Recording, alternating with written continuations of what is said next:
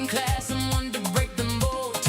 right, we got the music going. Let me just check the YouTube.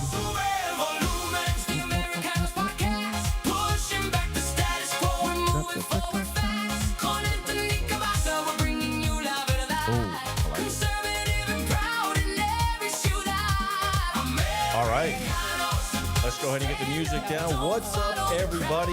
Welcome back. It is Tuesday, August 18th, year of our Lord, 2026. Thank you guys for tuning in once again to the Americanos Podcast. I am your host, Antonio Cavazza, also known as Anthony Cavazza or Inform with Anthony.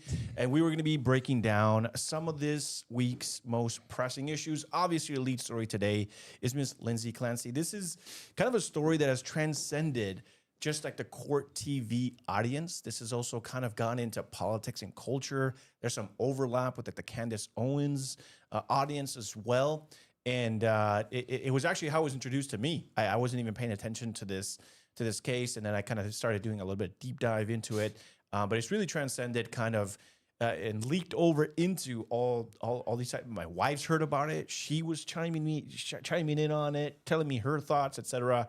Obviously, we have 4 kids together. She was telling me all about postpartum depression. We were going back and forth on that, but we're gonna get all into that. We also got a couple more headline stories for you guys. Ms. Araceli's got the McKenna West surrogacy battle. Who gets to decide? We've got fake polls, real propaganda. Karen Bass has been caught sharing fake polls. We'll get into that. We're talking about the California DMV licenses for or CDL licenses for truck drivers. It's looking like the news administration has been allowing illegal migrants to basically get these licenses. We're going to jump into that. We've got the flock videos with Jorge Ventura, officer in jail because he was using the flock to spy on his ex-girlfriend. We're going to talk about, obviously, the Florida election results tonight. James Fishback versus Byron Donalds, what all that means. And then we're going to be talking about a couple other things as well, USS Abraham story. So we got a full loaded show here for you guys tonight.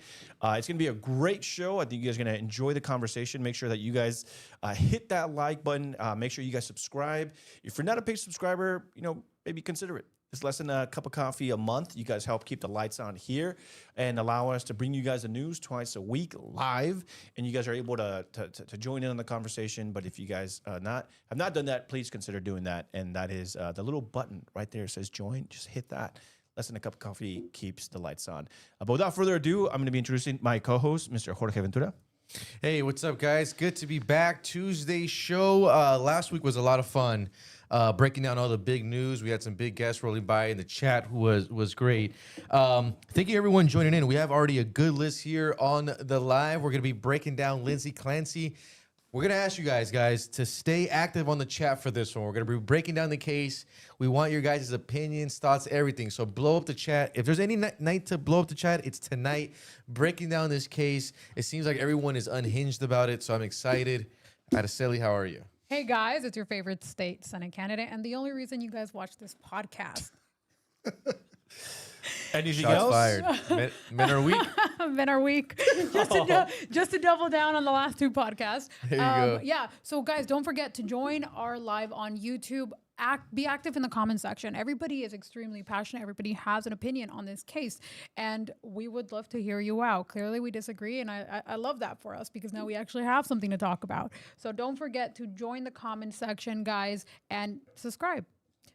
How are the women doing on your chat? Are they happy about this? The women are not happy with me. They're at not happy all. with you. No, because and I will say that the one argument that I've seen is I don't understand what postpartum depression looks like. So there's a lot to learn for all of us here today. There's a lot to learn for all of us here. So yeah, it's going to be a good show then. The funniest thing is that most of the women who are defending this woman would never do that to their children. Okay, we're going to jump into that. But first, we've got a last guest here. We got a special guest here today, Mr. Greg Abdosh. Who are you? What do you do?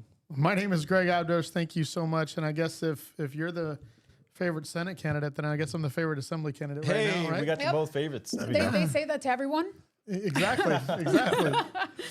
So this is going to be fun. I've actually got some personal experiences around this story, and I can't wait to get into this. This is going to be a fun night. Yeah, where are you running exactly? What? I'm running to the 45th Assembly District for City of California. So what it's cities are those? San Bernardino, Fontana, Highland, Rialto, Redlands, Mentone, Devore, Lido Creek. all up in that area. And yeah, it's going to be a good time. All right. Sounds good. We'll give Jerry a second to come back here for a second, but you want to do it? Oh, no, we're ready to rock, man. We got a great chat. Actually, if you want, bro, we already got a $20 super chat. If you want to give it a reading, then we're ready to rock. Yeah. We got Can we all be Vergas? Bro, this guy changes his chat like every single day. But we got a first $20 donation. Thank you guys so much for the stream. If you guys want to ask questions, you guys can donate to the live stream. You can ask questions of me, Jorge, Araceli, Greg, whoever you want. As we go throughout the night, you guys can ask any question you want. We're unfiltered here, ladies and gentlemen. Yeah. It's not necessarily PG. You can ask us anything. It can be personal. It can be related to politics. It can be related to whatever. Culture. It says here, I can't stay and watch. But to Clancy, I don't care. I don't care to hear it. She did it, but I don't know though. But she did, maybe. If you're not a paid subscriber, I heard you like the opposite gender. Unhinged lad, out. All right, thank you so much for that. But without further ado, Jerry, I did send you that first video that we wanted to. If you guys are not familiar with the case, so two things. This is a case that, again, it hasn't stayed in the court TV realm. This is a case that has transcended politics. You got a lot of political figures kind of commenting on this story. It's kind of gone into like feminism, Araceli's area of expertise. But then we've also got like the patriarchy, and then we've got like big pharma is mentioned in this because the woman was medicated. We're gonna go dive a little bit into it, but more so we're gonna get kind of like the public outcry and the public reaction that has really lit a firestorm around this case. And it's really why I started paying attention, because I couldn't believe how my algorithm was just inundated with this. So this is actually one of the videos that got me hooked early on. Again, I hadn't necessarily heard about this. This is Lindsay Clancy. She used to be a nurse at Massachusetts Boston General Hospital and worked in labor delivery. So she actually worked delivering babies. And back in January of 2023, she ended up unaliving her 3 young children. And there are a lot of twists and plots and potential angles to this. Some people are saying that the husband did it. Some people are saying she had nothing to do with it. Some people are saying, was she possessed? I don't know. But what's really interesting is that there are a lot of women coming to the defense of Lindsay Clancy. And so this is by a post here by Colin Rugg. Licensed therapist defends Lindsay Clancy, who murdered her 3 children, because many of us see ourselves in Lindsay. Many of us know that we could have been only one step away from unaliving our children. So let's go ahead and play that clip, which has gone super viral on social media. It's going to be one of the most significant trials of your lifetime. We are all experiencing something completely unprecedented. Never before have we seen so many mothers and women rally behind somebody who confessed to killing her 3 children. And it is not because we cannot hold women accountable. Many of us see ourselves in Lindsay. Many of us know that we could have been only one step away from doing some of those horrific things, because we experienced significant mental health issues after one of our children was born. And many of us know just how dark some of those thoughts get. All right, we can go to there. So yeah. All right, Araceli, do you see yourself This in her? is going to be one of God, the no, most and I don't think significant most of these women trials actually of your do. I lifetime. think they just want the male to be the villain of the story. They have this hard time believing that a woman can be capable of doing something so absolutely evil. Realistically, we didn't have this problem 200, 300 years ago. Women have been giving birth for since forever, right? And no one ever made excuses for them drowning and killing their children. Why are we doing this now? Was she over-medicated? Absolutely. She was given a lot of the medication, the side effects were what would have resulted in erratic behavior. But you know what you could also do? You could stop taking the medication. It doesn't take a doctor to stop taking medication. Realistically, yes, that woman was put in a position by physicians who irresponsibly over-medicated her, knowing the side effects. She told her husband, hey, I want to, I have suicidal thoughts. She told her husband and her mother-in-law, I have had thoughts of hurting my children, of hurting our children. Why would you leave the children around her? Not to absolve her of any guilt or responsibility. No, she's absolutely responsible, but the family as well. If she's stating, I think I'm going to hurt our children, why would you leave them in her under her purview? None of this makes sense. So yes, I do believe she's absolutely responsible. I think women have a hard time trying to blame other women. They need and want the male and to be responsible, which is why they're blaming the husband. But even her lawyer isn't stating that the husband did it. Her lawyer is just stating that she was insane, that she was over medicated, and as a result, she cannot be held responsible for the murders. But there is no evidence stating that that the man did it, and yet there are women on the internet absolutely making videos blaming the husband with no evidence. So I think this is absolutely ridiculous, and I would love to hear some of the comments from the woman in the comment section if we have any. Oh, we got plenty. They're already chiming I love this. Okay. Yeah, but okay. So you kind of brought up a point, and we'll turn it over to Greg here in a second. You brought up a point that it kind of seems, and this is kind of where I'm at too, where it seemed like for months, years, she kept talking about postpartum depression. She kept talking about, I'm hearing these voices, admitting to her family members, which takes a lot. It takes a lot to confess to someone else, because I think we all go through life, and we have to battle our inner demons. I'm sure there's a lot of people that we would like to punch in the face, but we don't go out and tell people like, hey, I'm really thinking about punching this person in the face, whatever. Obviously, very different case here, but like you brought up the point, is it seems like no one was really paying attention. And so I think that that's kind of some of the argument that some people are saying is, yes, she was guilty, but I mean, she was crying out for help. The family too, neglect. I think that at some point the family. So do you think there should be any? Do you think there should be any kind of like responsibility bear on them? Yes, I think that the husband should be charged with neglect as well. They were his kids, and he left them in her care, knowing that she was not she was in a violent state of mind. I don't think he should be able to walk away from this either. Any other situation, it would be completely different. All right, Mr. Greg Abdosh, I know it's kind of a heavy story. We're talking about it kind of a little bit right before, but there's so many different angles, and I think that, you're a family man, I'm a family man. The angle that I kind of, that I'm kind of taking is, if you're a husband and your wife is having you have kids. Mm-hmm. I'm sure they went through some sort of postpartum.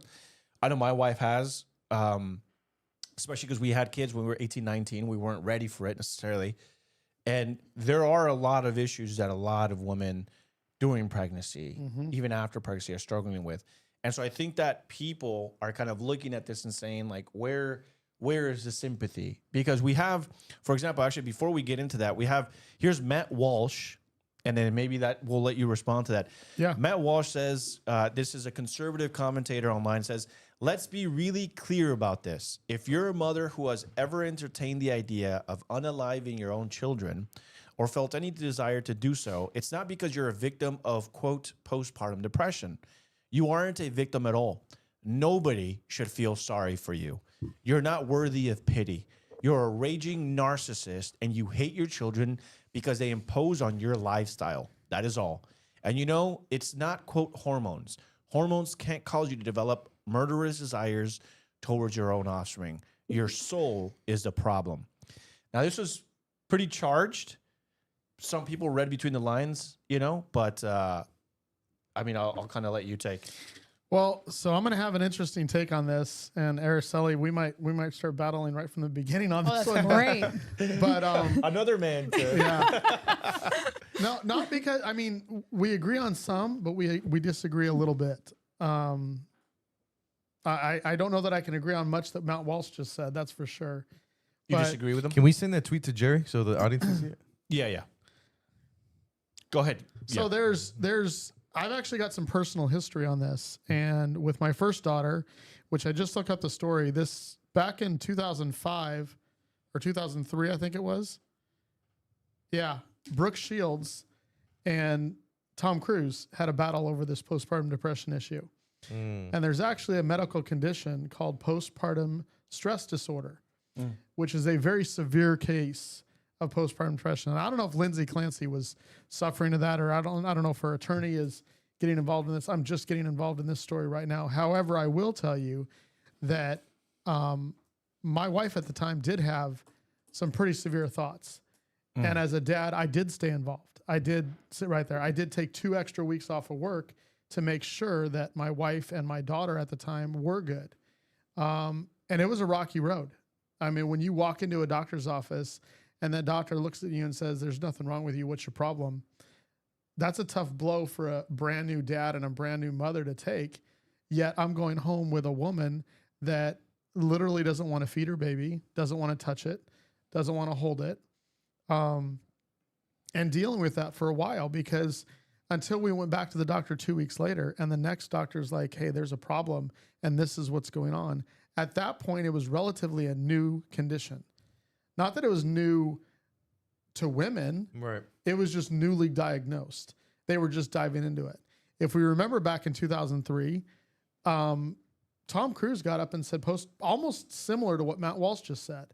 And it started a massive controversy, uproar the other direction, because women all over the place started coming out and going, you have no idea. And a lot of stories started coming out, and a lot of awareness came forward as far as what postpartum stress disorder was. It's a real thing.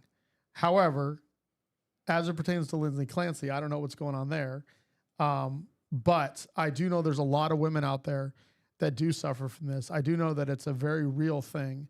And I do know that in my condition, my ex-wife had to deal with for the next probably 15 years, because the first year of her first child's life, she was completely absent because she was dealing with this emotional issue. It was a big, big deal. So there's a lot we agree on that we said, but there's a little bit that we disagree on. I do think But do you there think is it would a medical warrant condition. like killing your child? Yes. It Actually, would. yes. In So 2000, who's responsible? So say if you were in that situation as a father and you left your children alone with your wife, knowing the mental state that she was in, would you place any responsibility on her, or would it be you for leaving the children alone? In my situation, had I walked away from that scenario, there could have been real harm done to my child. So I don't know all the particulars of the case, so I'm not going to speak completely in that. But if the husband was told that, hey, I have a problem, I feel like I want to kill my baby, I feel like I want to murder these 3 kids. If that was told to him and he said, see you at 5, I'm going to work, I think him alone. He should be responsible because he was in a correct state of mind. He was. And she was not. That's Correct. my point. I don't think we disagree at all. I'm not Okay. saying that that the disorder isn't real. No, it absolutely is. So I think that we should coddle people and get to the conclusion that it's okay to do this to your children. No, absolutely not. But if she's not in her right state of mind, which is what the whole trial is about, whether she could even understand that what she was doing was wrong. Right. Then if she wasn't, then somebody else should be held responsible as well, Right. which is in any other situation, what he did would be considered at the very least neglect. But she was on a slew of drugs, including Yes. Zoloft, Ativan, Benadryl to sleep, Trazodone, Prozac, Ambien, Remeron, Klonopin, Seroquel. So somebody knew something was Valium. wrong. Yeah, so that's the yeah, thing. exactly. And that's kind of like the whole like crutch of the argument is like it wasn't like she just woke up one day and said I have Right. these problems. For months, years, she'd been saying that I'm battling these demons. And like you said, and I agree with you, it's like when you tell your husband that, I was saying it to a friend on the way over, dude, if I'm the husband, which I am, and my wife tells me these things, Right. there is no scenario where I go to sleep soundly that night, Right. or No. nights after that. If my wife for months has been telling me, I'm hearing voices, because that's what she was saying. I was trying to find a tweet, and I was telling you before, where in her own testimony and in her own admittance, she talks about how she feels like something took over her.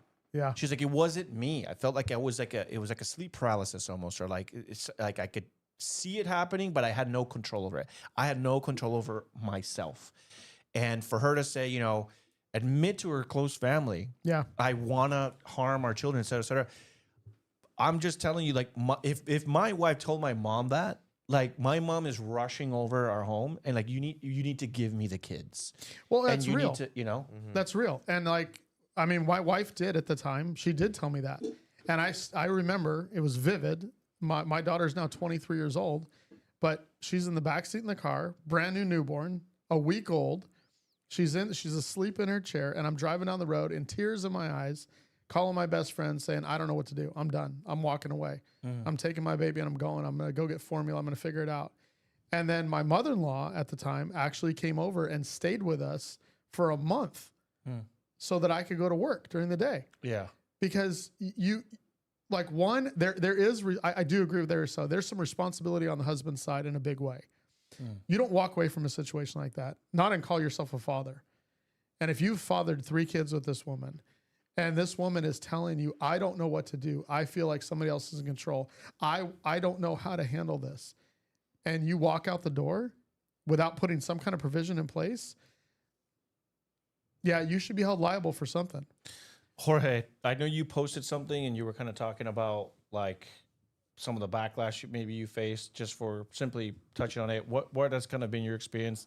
Maybe hearing the different perspectives now. What are your kind of thoughts on this? Yeah, so this is like one of those stories that I want to share a statement here, but this is like one of those stories that crosses those kind of cultural lines, and in a way it does become like this political story. And I know at least my first kind of reaction to the story was seeing that Lindsay Clancy, essentially the women that's supporting her, have already raised over $700,000 on GoFundMe. So there is this huge amount of support for her. But this has started this kind of like debate between the genders, and once again, it turns into a huge kind of cultural war. Jerry, if we could bring up, I sent it in a picture format, but this is once again, Matt Walsh has been obviously just kind of in the forefront of this core war. So this is what Matt Walsh said, one of the tweets.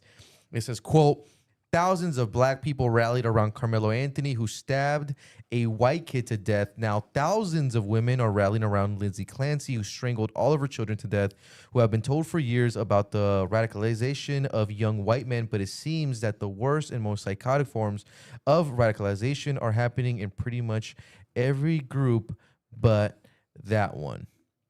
So I think once again, Matt Walsh is probably right there. He's speaking to kind of the surprise for Lindsay, and it has really spiraled. Once I made a couple posts about it on Instagram yesterday, and women from left and right were fighting with me, tearing me down just for making the post. Women fighting with each other, but literally like left and right, like left wing and right wing. Yeah, and all the wings. Yeah. All the wings. Well, because there's a lot of women, like I understand his frustration. I don't necessarily agree with him entirely, but I understand his frustration. There's a lot of women, like I said, who are blaming the husband for the children's death when nobody in court is making that argument. There's no evidence. So they're defending her, not because they've watched the court hearings, not because they understand any of the evidence, not because they've heard any of the arguments. They're defending her solely because she's a woman. I can't. I'm trying to, like, with this case, I'm trying to think of another one. You always try to do a compare, and it's very difficult. Somebody said like Casey Anthony. Like, there's a Casey Anthony one, especially with the female. I mean, I'm trying to almost try to flip the genders, and the only one I could think from the male one, I mean, there's no postpartum or anything, but it was the one out of Colorado, Chris Watts. He ended up killing like his wife. He actually strangled his own kids, his own daughter, but he was like in the right frame of mind. But that's really the only one that I could speak to. But even that one never became polarized. It wasn't, people took Chris Watts' side versus the wife. It never became to that. But this one in particular really has.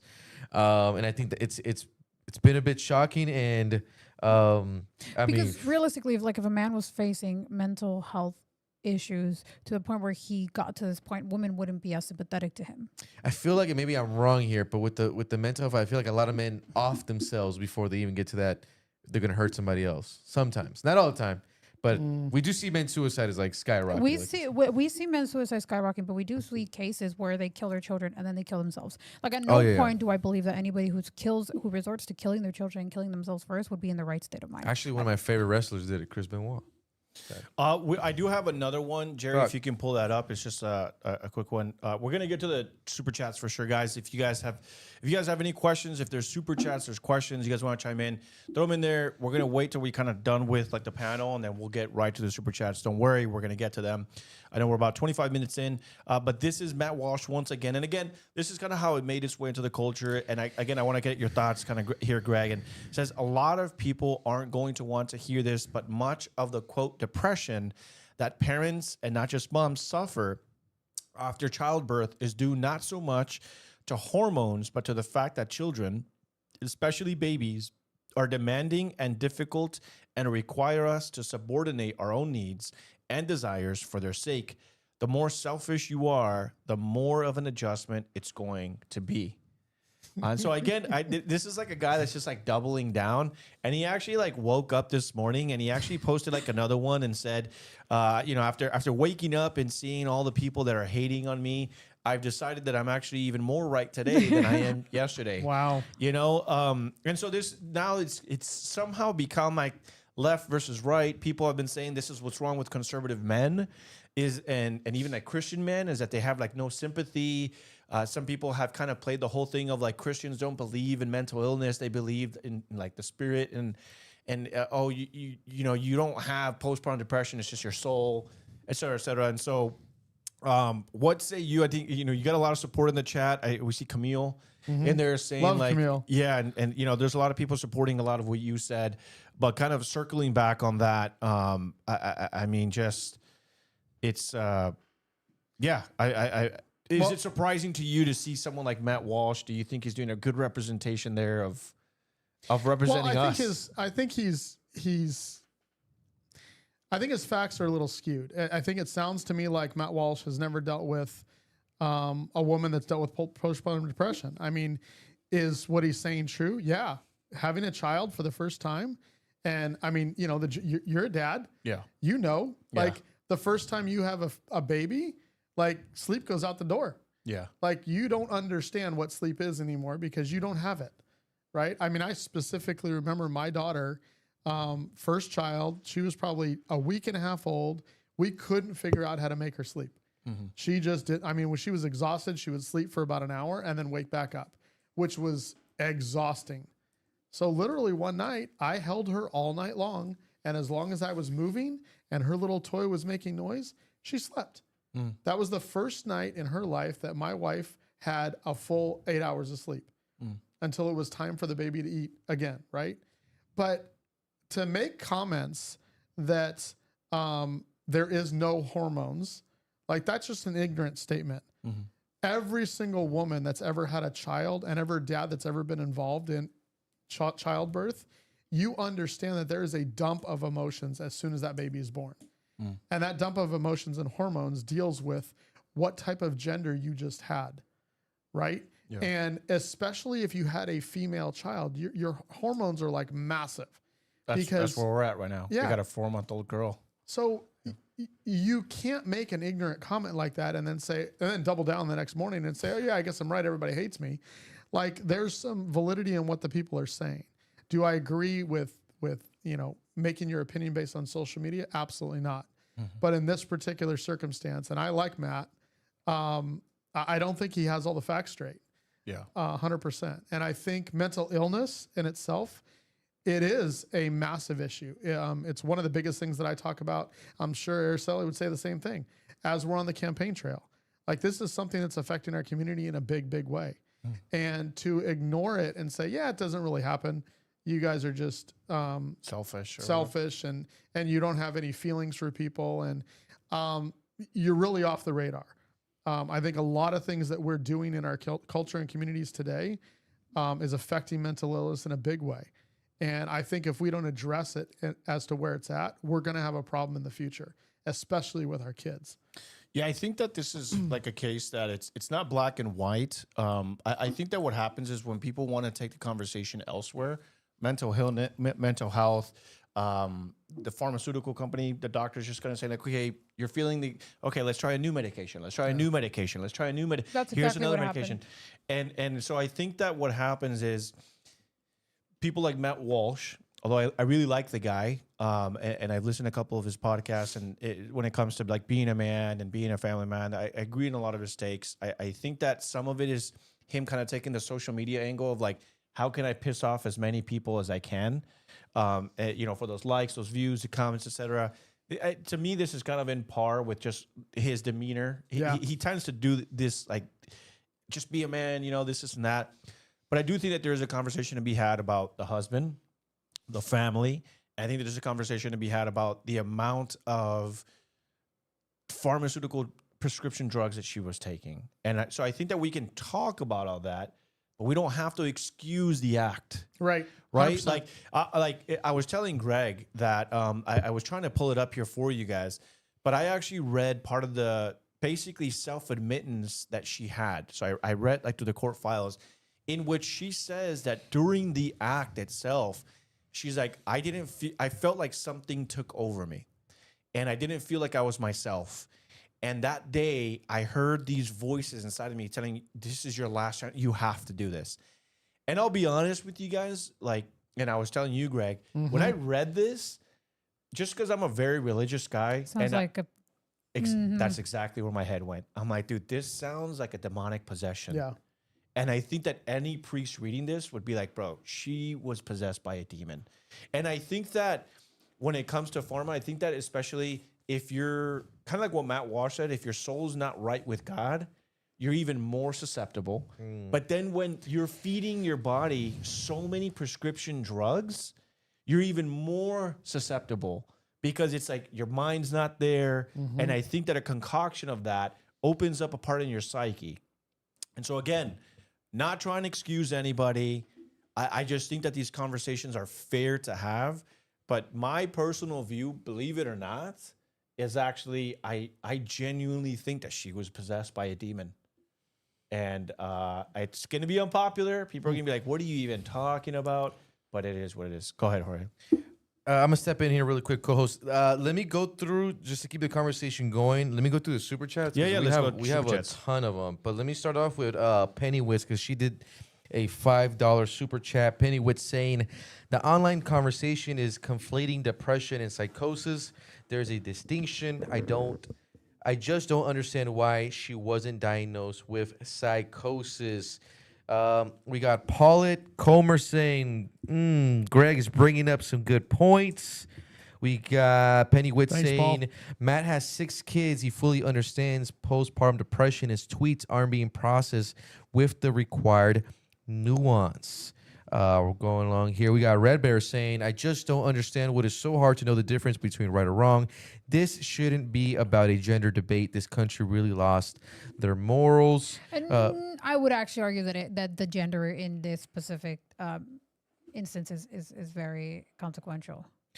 You mean the fact that it's like a female? Yes. You know, there was an interesting video that said in a society that normalizes unaliving your children, like abortion, you know, there was a very viral video of a woman saying, like, why is anyone surprised that people are coming to defense? These are people that probably have projection, people that have probably aborted their children and feel some kind of guilt. And so now they're latching onto this case, trying to defend her, saying, you know, she resonates with me because I've had 4 abortions. I've had 3 abortions. I've had 2 abortions. So I thought that was an interesting take, but I think it was kind of a giant. Let me just continue super chats. I think that's the eventual leap that we're getting to. Jose Vasquez 4720 saying, I can't comprehend this. Someone thinking of killing their kids, a God-fearing woman. How? To Jorge, do you stay in a relationship with baby mama in this situation? Sir, I get out of relationships way easier than that. That's trust me, bro. I'm My out of red there. flags are some people's green flags. She treats me right. Oh no, I've got to Yeah, I'm go. out of here. I would have been out of there. Yeah. Long gone. That would have been another man's problem. We got Lord Benzinger. Sama says, unsurprising. Then again, I admit I have no opinion on it.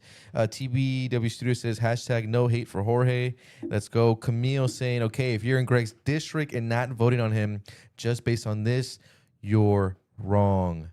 And we have a good lot. We got like Vuser and a crazy name. It looks like you just made this YouTube account like an hour ago. It says slew of medical professionals should have intervened. Doctors, pharmacists, the responsibility is wide here. Lindsay included. Ivan the Elite saying, damn, this husband is awful. Red Berry 5 says drugs will do that to a person's brain. Thank you guys. We had a lot there to catch up on. But how's we everyone actually doing? have 2 for Greg here. Polite Gomer has Greg is bringing up some good points. Yeah, I read and that. TBWY Studios actually has a campaign question for you. Says, Come on. What changes will you make in cities who you will represent should you win? Well, like it's- it depends on what you're asking us about specifically, because Yeah. in cities, I don't get to make changes. But one thing that I do think that the state needs to focus on heavily that they haven't is the state involvement in cities right now is just a government overreach like we've never seen before. They're trying to control how many houses you build as a city. They're trying to control who gets permits out of your city office. We just talked about Planned Parenthood a little bit. And I was involved in a situation out in Fontana where we were fighting against a Planned Parenthood that was going to go in a downtown district.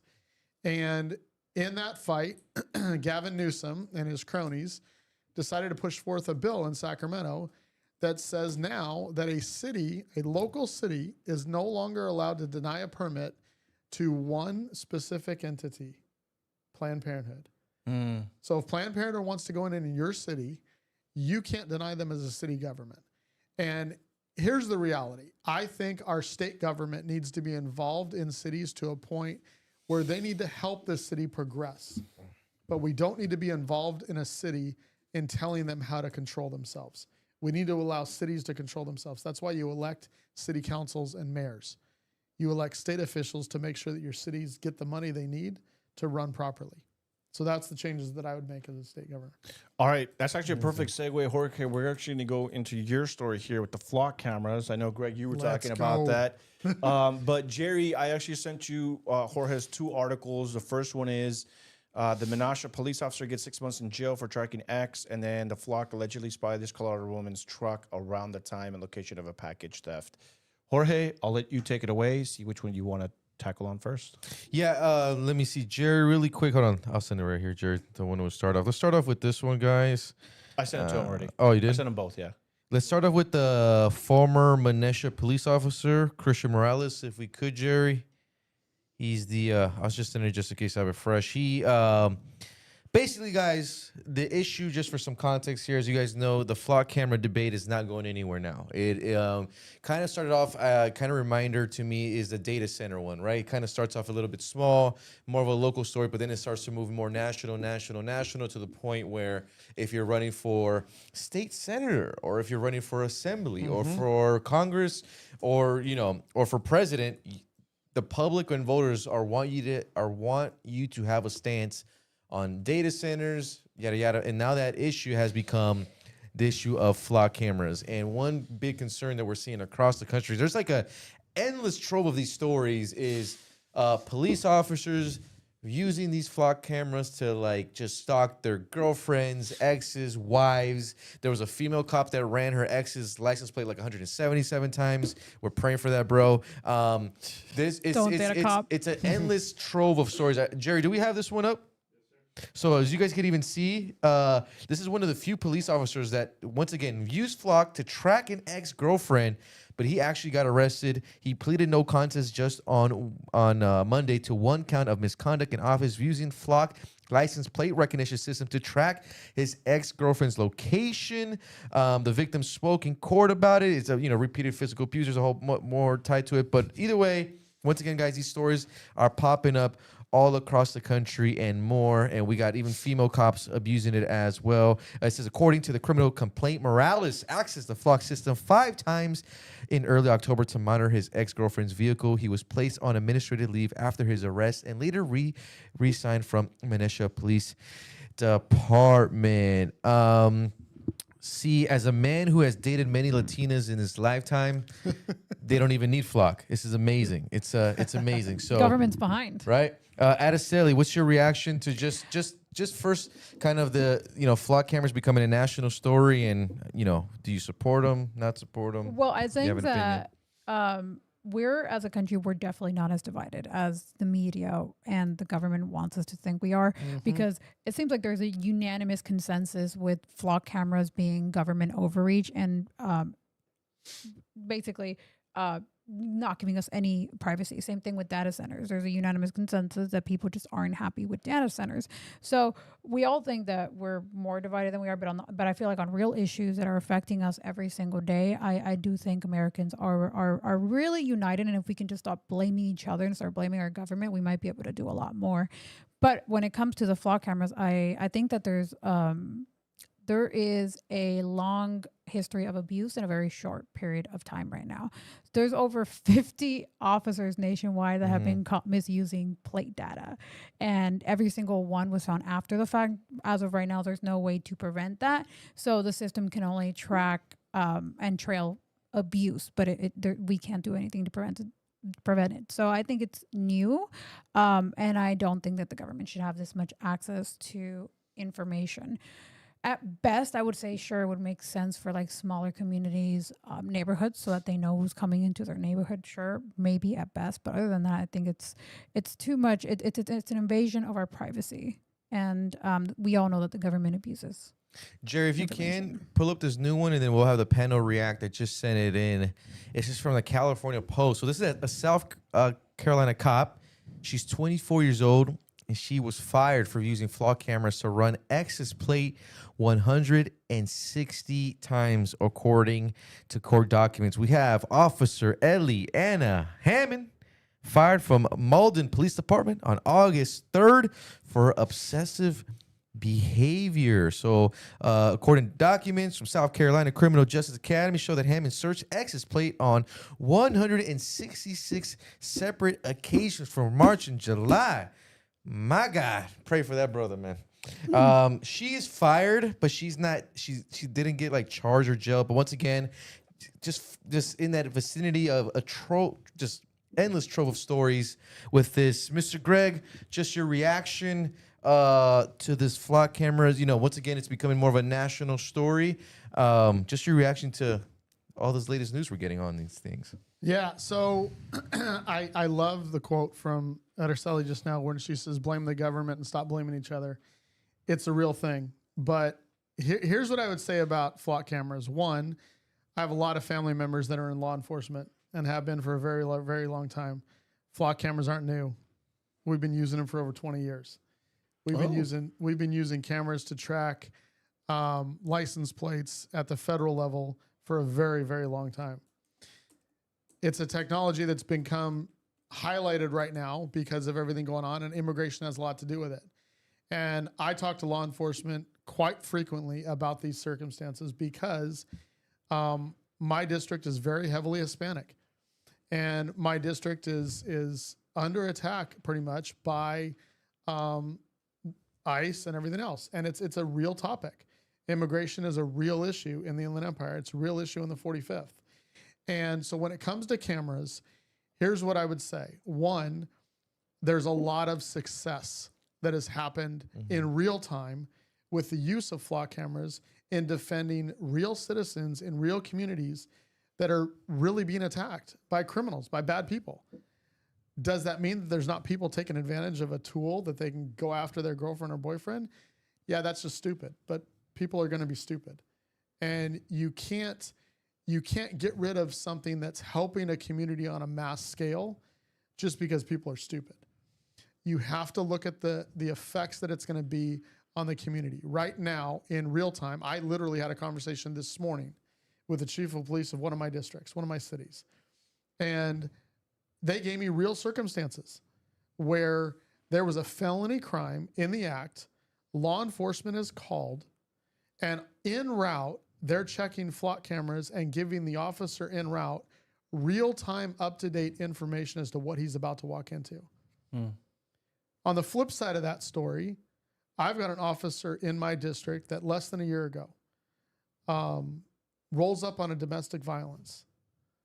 The guy inside, now this is factual evidence. I'm not saying this against any community. He wasn't here legally. Goes out on the balcony, puts 3 shots through the windshield at a cop that's 27 years old. His wife is pregnant. They were closing escrow in a week. And he doesn't come home. So when you're talking about the introduction of technology and flock cameras and protecting a community and using it properly, I think they are a real tool, and I think law enforcement needs that tool. And I think you need to look at the circumstances over the whole district or over the whole area, over the whole state, not somebody being stupid and using it to track down your boyfriend. Those are real stories. And those officers obviously got fired and kicked out. Yeah, to give a little bit of pushback though, for example, 9/11 happened. Go ahead. Right? Actually, Anthony, this is gonna be perfect for you because I want Anthony to actually react to this one. Jerry, if we could bring up this tweet, because the thing is, I've watched a bunch of homicide documentaries, and in many of those homicide documentaries, a flock camera is crucial in making that arrest. But I did see this tweet, Anthony, and this is the one that got me thinking. And it was, I posted actually yesterday on my Instagram story. So just a quote. It says, quote, "Remember this, they arrested people sitting in their cars in church parking lots listening to service over the radios. Authoritarianism has nothing to do with your safety. Get ready for what these tyrants do with hundreds of thousands of flock cameras." Now, that's a tweet that was actually reacting to a CNN article from April 10th, 2020. If you guys remember COVID lockdown era. And the headline from that tweet, I don't know, Jerry, if because I know that was a reaction, but if you could click that CNN one, the CNN headline goes, "Kentucky will record license plates of those who show up to any mass gathering such as church services and will provide that info to local health departments who will order those individuals to be quarantined for 14 days, Governor Andy Beshear says."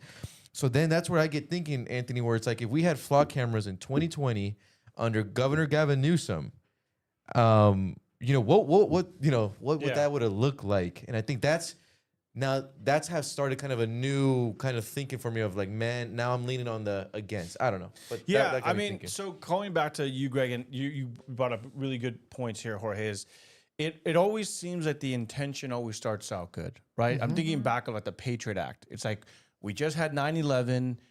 Nothing like this has ever happened on American soil. September 12th happened. The whole nation was united. They're like, we all agree this can never happen again. Right. George Bush sells it to the people. We need the Patriot Act. We need mass national surveillance. And maybe, there were some cases that we were able to thwart, but then it turns into now the government spying on just about everywhere. We had Edward Snowden come out and basically admit, dude, you own anything electronic in your house. Everything is being recorded and anyone. And so I think that with the flock cameras, maybe the intention is well. Yes, you're going to have a couple of bad cops or a couple of bad people using it. Maybe there's some safeguards. I know that for a while, like in the 1980s, 1990s, when the computers came out, cops were able to look up any license plate. And it got to the point where they were just running anyone's plate. They're just like, you know what, hot chick driving that car. Let's see where she lives, whatever. Then it got to the point where they had to put safeguards where now anytime you enter a license plate, it gets routed up to your supervisor and like, hey, this guy's looked up this license plate like 10 times today. So now you get to the office like, yo, what's up with this? And now the cops are like, I'm never doing it again because now they're keeping track of it. Before we could look up some hot chick going to 7-Eleven. Let's track her down. Maybe stop at a local bar where she frequents. But so maybe there's safeguards to be put. But I think that the concern of the people is like how much of it is, because I think it was talking about like, oh, we're going to a license plate. But there was actually a very viral video. I don't know if you guys saw it, where it actually shows you what the flock video actually takes. And so it zooms out of like one car and then it basically records everything in between, people, everything. And then it goes to the next car and it finally zooms into that person's license plate. But it's like, okay, sure, it's supposed to be doing license plate, but if you're switching from the car to car, if you're doing like a scan, it's kind of recording everything, you know? And so I think that that's where people's concern is like, is this another Patriot Act? Is this just another way of mass surveil? And so what would you say as someone who's running that I'm sure you probably had constituents say, we don't want this in our community. What, you know, because it kind of sounded like you're like leaning more pro, like, hey, this is fine. Or, well, I think it's, I like the idea of safeguards. Like, I think that is a valid point. And I think, I mean, one of my biggest complaints about California politics and California government is we get all excited about things and we just do it and we figure out how to fix it later, which is probably one of the worst things that California does. I mean, look at half the things that we're doing right now. Your electric engines, that's been a shit show from the beginning, right? We can't even do what California's asking us to do. We can't go, you guys talk about data centers. You can't power all the electric engines plate readers that they want to do. Look at legalizing pot, right? When pot came out as legal, I remember this day vividly. I was a general contractor at the time before I closed down my construction company. I walked into work a half an hour early, right after election day was over, and we found out the pot was legal. My business partner and I are sitting there in the truck having coffee going, what do we do now? Like, what if these guys show up today and they're high? Are we allowed to send them home? Are we allowed to like, what do we do? We run power tools. We got guys on roofs. Like, we're talking lives in danger here. So what you're referring to with safeguards is a big deal. And the problem with legislators today, and the problem that I plan on fixing when I get to Sacramento, is you don't make decisions for an entire community that are going to affect a community without thinking about what the results are. Thinking about how do you implement this. Flock cameras being used to prevent or protect a community is a good thing. But if a flock camera is recording Mrs. Anderson getting out of her driveway and the cop going, that's kind of cool, let's check out where she lives, that's a problem. So you have to put safeguards in place. And just willy-nilly saying, well, that didn't work, let's get rid of it, is not the answer to every problem, right? Nor is it, hey, let's put in the new shiny penny thing and see if that works. We have to think about things. For example, when it comes to my district right now, I have to constantly think about, one, how does it affect public safety? Because one of my main cities is San Bernardino. It's one of the most violent cities and dangerous cities that we have. Law enforcement's done an amazing job of trying to clean it up. But if I start passing bills and legislation that doesn't affect our safety, that's a problem. And then the other thing is cost of living. Both of us need to think about this. Our families in California, we can't make ends meet right now. Groceries are high, gas is high, electric's high, housing costs are high. You and I are running for the same purpose, to make sure that our kids can actually stay in this state once they get ready to buy a house. We don't fix these problems, we're going to have a problem. And if you're passing bills that just, let's spend another $10 million, no big deal. We can't keep doing this. And so I didn't mean to take it off of flock cameras, but I mean, you're good. The whole entire package needs to be looked at under a lens of, how does it help our community? How does it make our community better? And how do we provide for a community that's struggling right now to make it make sense?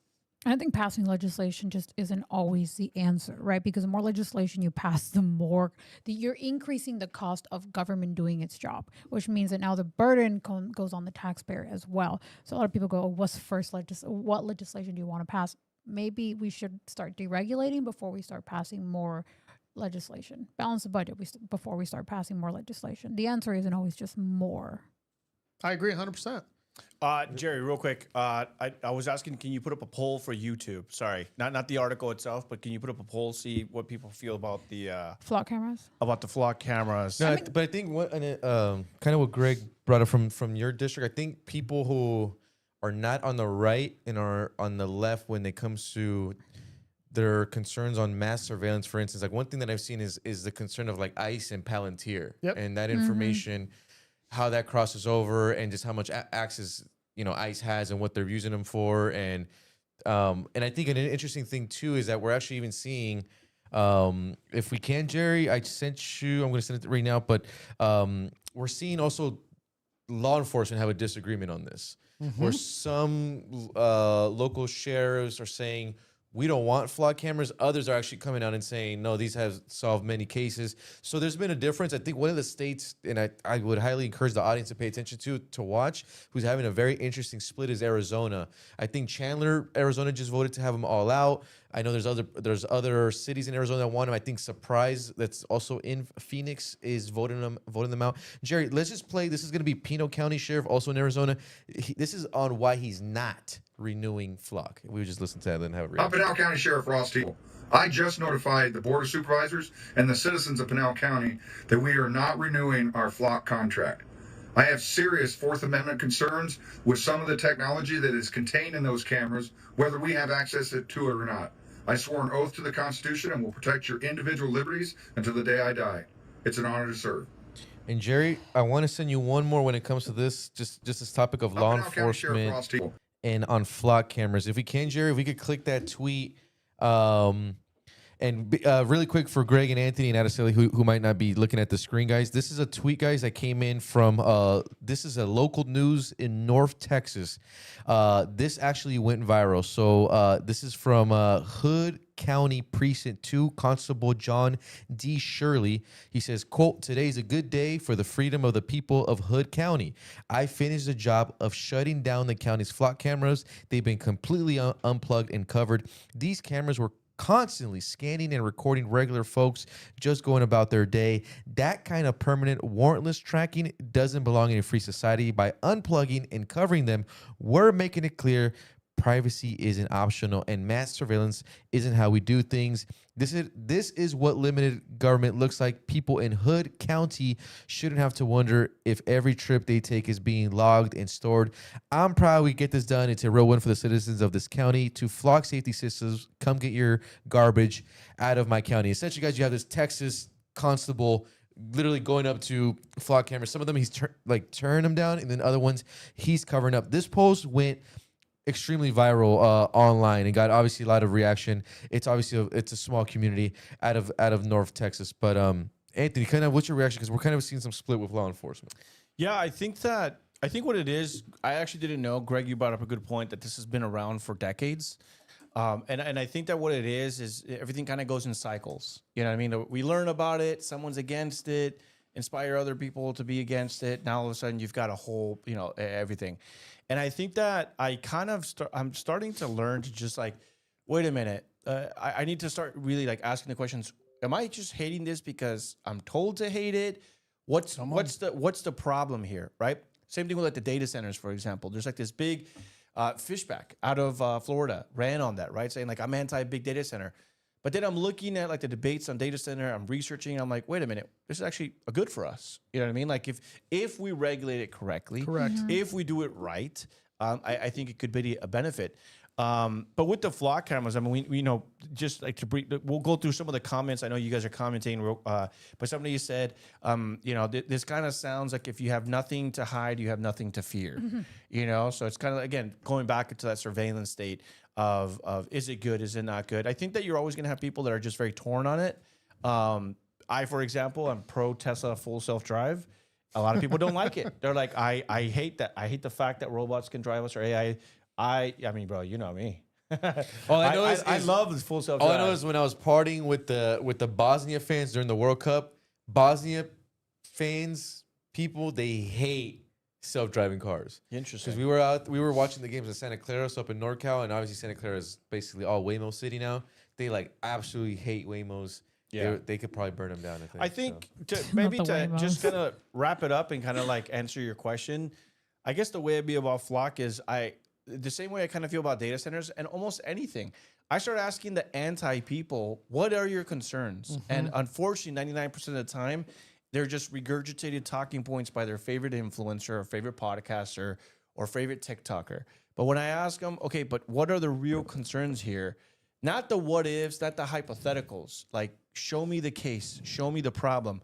And so I think that with the guy that you actually pulled up, where he said there's stuff that's in it now that is very concerning.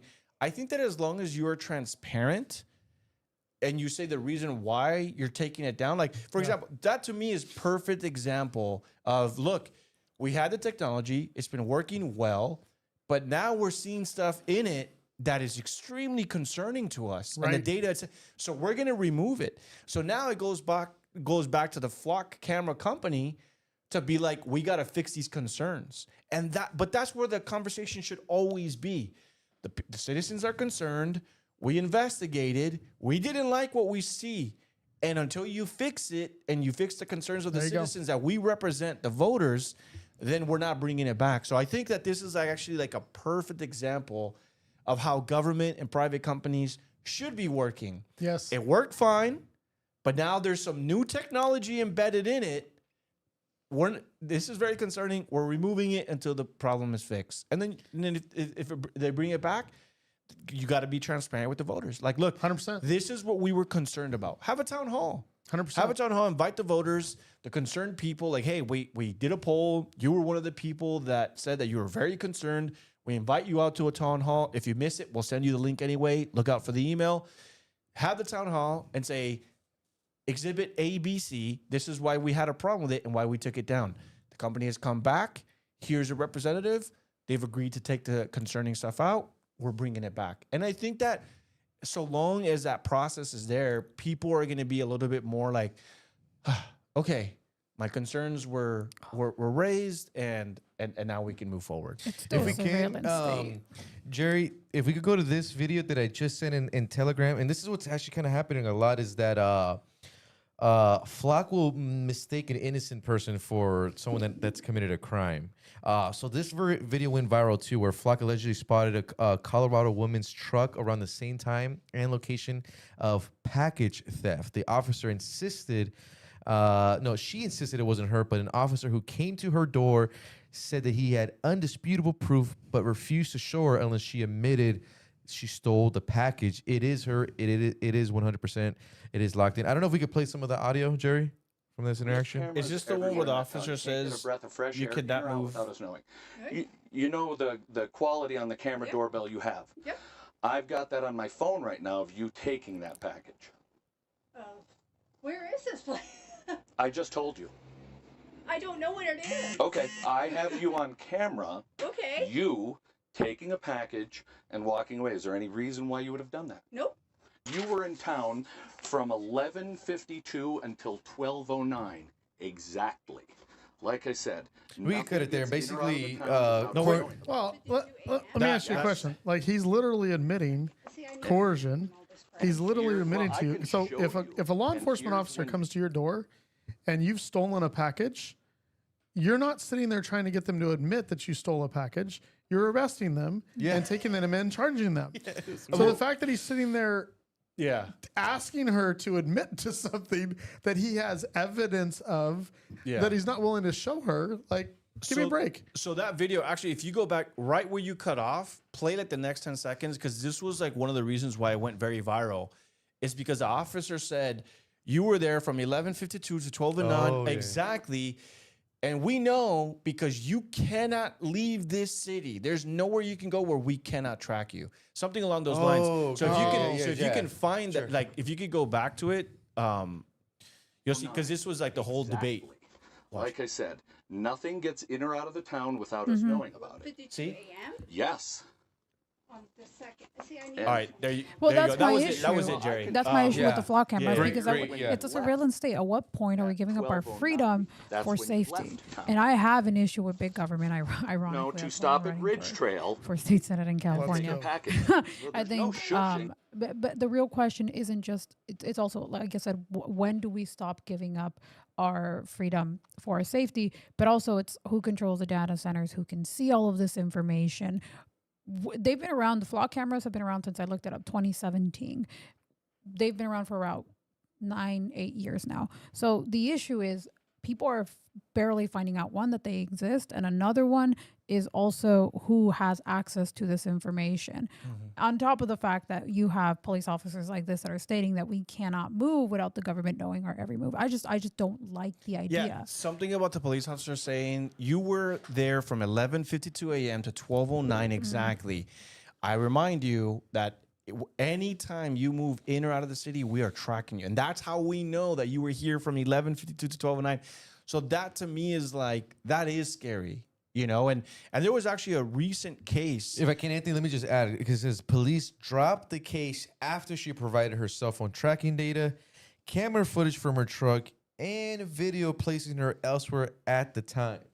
So And provide So all of evidently that. the flock camera didn't work. Right. And I was just about to say, there was actually a very recent case where the police officers stopped traffic. I forgot what state it was. I got you, bro. They I got you. stopped Milwaukee. That was traffic. in Wisconsin. Okay, so in Wisconsin, they stopped I traffic got you. because Watch they this. they swore that through the flock camera technology that they had the right suspect, only to find out that they had their guns drawn and they had stopped traffic and they had stopped the wrong individual. And this is just, I guess, another case. I actually didn't follow up with that lady that was told, we tracked you but I mean, again, like the confidence of the officer to be like, dude, I know you were there from 11:52 with 13 seconds to 12:09 with 14 seconds because nothing play that you video do. right now. And then it's like, well, wait a minute, here's No my sound. evidence. You know, And it turns out Anthony, I got think that playing right every now. system is going to fail at one point or another. We're never going to find a perfect system. I think the biggest argument here is just government overreach and a surveillance state. Really quick, I just want to read the thing that Anthony had. Because this is the thing. Basically, bro, this was a flock alert. Brookfield Police conducted a high-risk stop on the I-95 Thursday. And if you're looking at the shot, it's basically like the whole highway shutting down. Yep. And basically, it was involving a car that had already been cleared in a Milwaukee homicide investigation. MPD says staff inadvertently failed to remove the vehicle alert from the system. So they did a high-risk stop on this major highway. Only to get the wrong guy. For the wrong, It's crazy. And so, so again, I think the solution is we need a police officer at every corner of all our neighborhoods. Let's get that passed. Yeah, just a police officer with a National Guardsman and a Marine. Just all three, just walking. But think about around. how safe our streets would be. But are you willing to risk that though? Absolutely not. Okay, yeah, because that's what it is. There's a famous saying, I forget who said it, is if you're willing to risk a little bit of liberty for a little bit of Benjamin safety, Franklin. Franklin. you don't deserve neither liberty or security. Hey, it is 9:06, or 6 minutes past the hour. Let me just go through some of the chats. Yeah, let's because we go have to the chats for a the- lot. Greg, you have a lot of fans in here tonight, but hold Let's on. go. Let me go. We're gonna So we go got- to the DMV one after that. We got, to be honest, guys, I don't know, man. I feel like people want us back on that Clancy. All right. Redberry 85 says, Adeseli is on talking points tonight. We got Run with Kerr saying, it's okay. What about the citizens that blocked traffic in Minnesota that attacked Jorge? Would love flock cameras on them. Oh, yeah, when I got assaulted in January in Minneapolis. Yeah, there was no flock cameras there, man.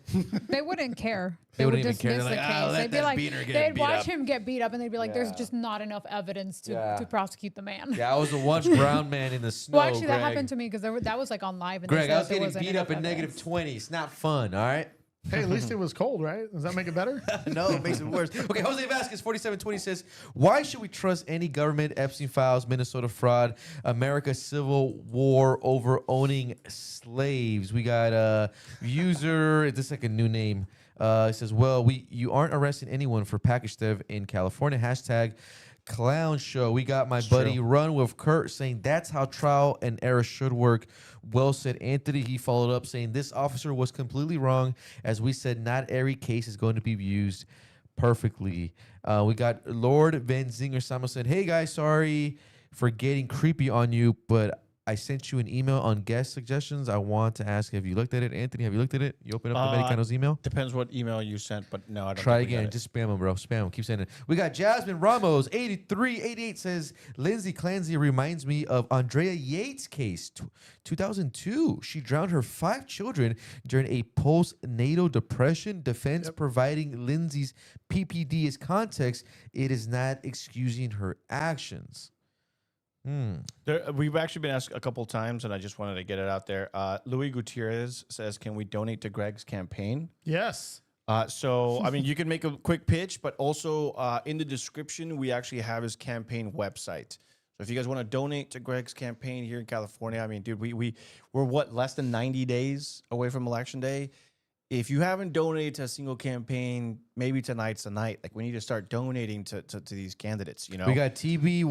Yeah, Oh, yeah, go ahead. let me talk about that for 10 seconds. I won't take a bunch of time, but here's the reality. Like, a lot of times when you're thinking about donating to campaigns, if you feel like, oh, I can't donate $1,000, I can't donate $5,000, I can't donate $500, I won't donate any. That's the wrong attitude. Because here's the reality. When you're running an election in California and you're running on conservative values and you're running against a super majority in Sacramento that we need to break both in the Senate and in the Assembly this cycle, every single dollar counts. Every dollar. We just ordered campaign signs. We just ordered more flyers to go out to doors. We just ordered mailers. We're just ordering radio spots. Like, this stuff isn't cheap. But seriously, if you have $5 to give. If you have $20 to give. If you're blessed and you can go beyond that, then go beyond. But every single dollar counts. And I appreciate every one of you. Thank you guys so much for your donation. Thank you for your question, Louis. Yeah, what's that saying? It says, never do anything thinking you can't do much. Right. Right. So Right. Yeah, you got a lot of lot of love here in the chat. Great. We got TBW Studio says we don't need Alex victim Padilla or Alex. Shit, we need Greg. We got Red Bear 85. Thank you, bro. Thank you for the compliment. I don't want to read that out loud. That's gonna sound cringe. We got Greg. We got a TB also saying Greg for Senate. We got Stephanie saying let's First go, Assembly. Greg. Assembly, guys. We got a lot of we got a lot of go I'm running for all the Greg. offices now. I'm just running everywhere. Governor. Why And not? is there another Greg running on the ballot? Awesome, No, not awesome, my Okay, then, guys. If you just see Greg, vote for him. Thank you guys. Thank you guys. Yeah, it's 9:10 here.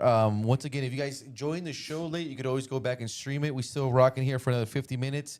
Please continue to chat, comment, join the conversation. We covered Lindsay Clancy earlier to the controversial flock cameras. Oh yeah, President Trump saying no opinion on it yet. He still has to study. What do you think about that, Araceli? That the president still has to study. I think it's a correct response. If you don't know about a subject well enough to have an opinion, then don't have one. I at don't all. know. You should look at the flock investors and Trump allies.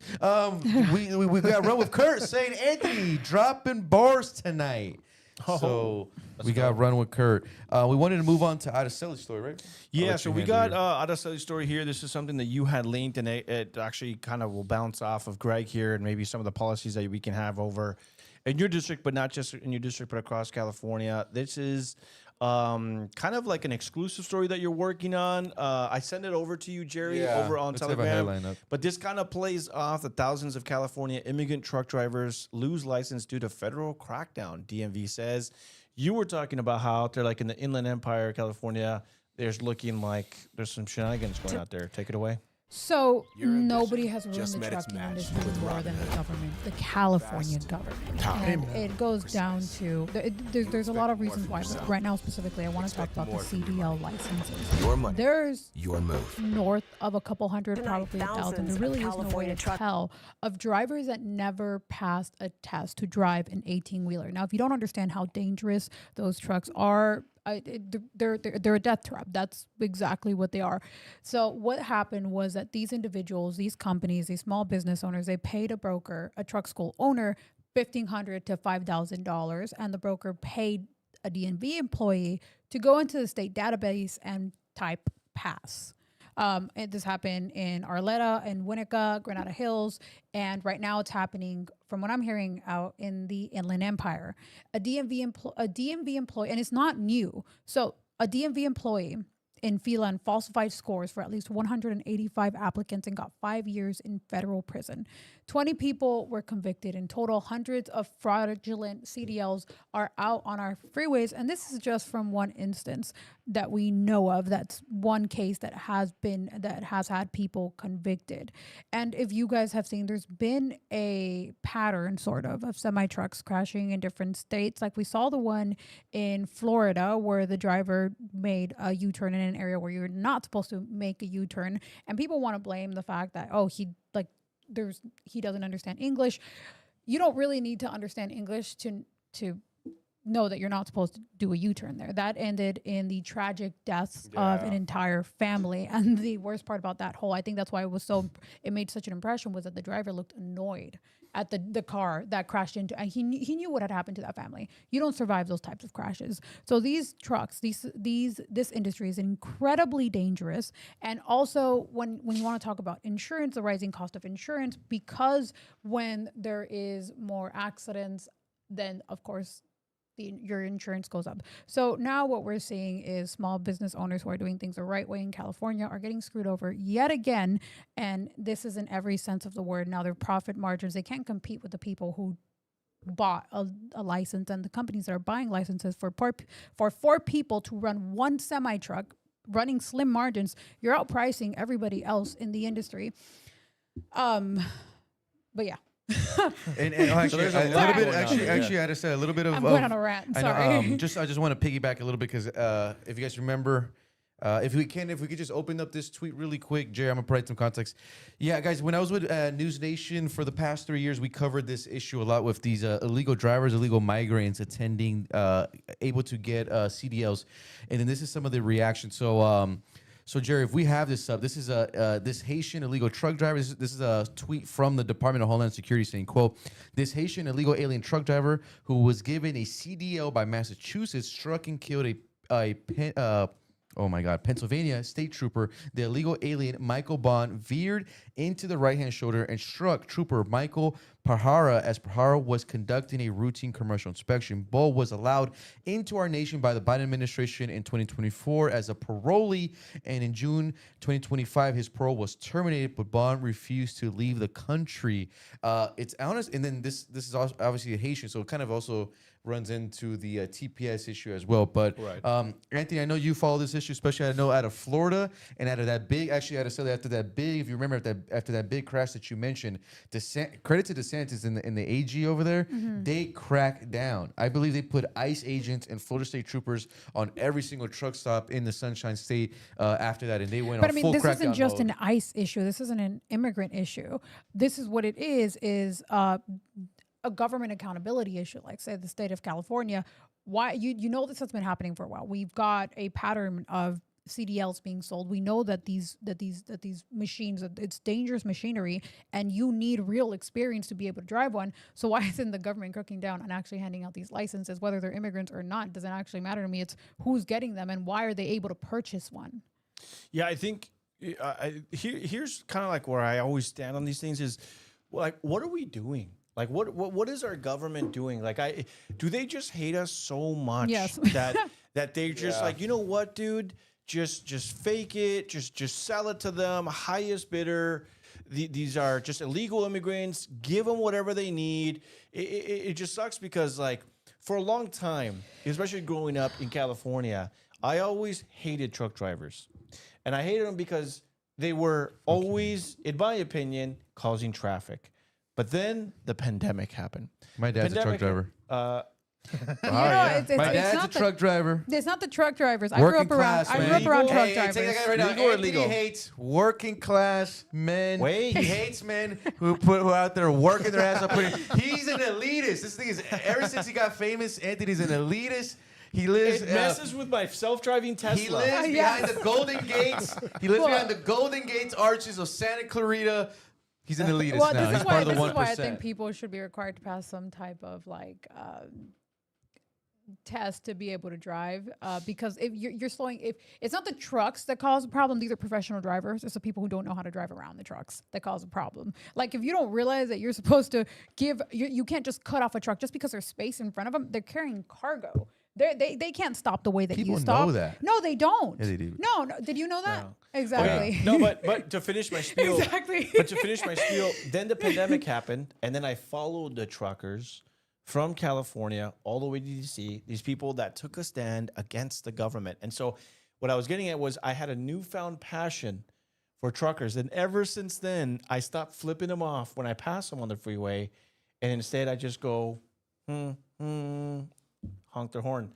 But my point still stands. You hate them because you can't drive. You don't know how to drive. No, again, I think that when you're just like a normal person and you see a truck, you're like, oh, I got to get around it, or there's traffic, whatever. But I think that when you actually get to know the industry, because the thing is, during that pandemic and they were driving to DC, I got to talk to a lot of these truck drivers, and a lot of it is just ignorance on my part. I don't know what these people do. And actually, my stepdad was a truck driver, and he got severely injured because of. You know what you sound like that one white person that goes, "Yeah, I got a black friend." Yeah. Oh yeah.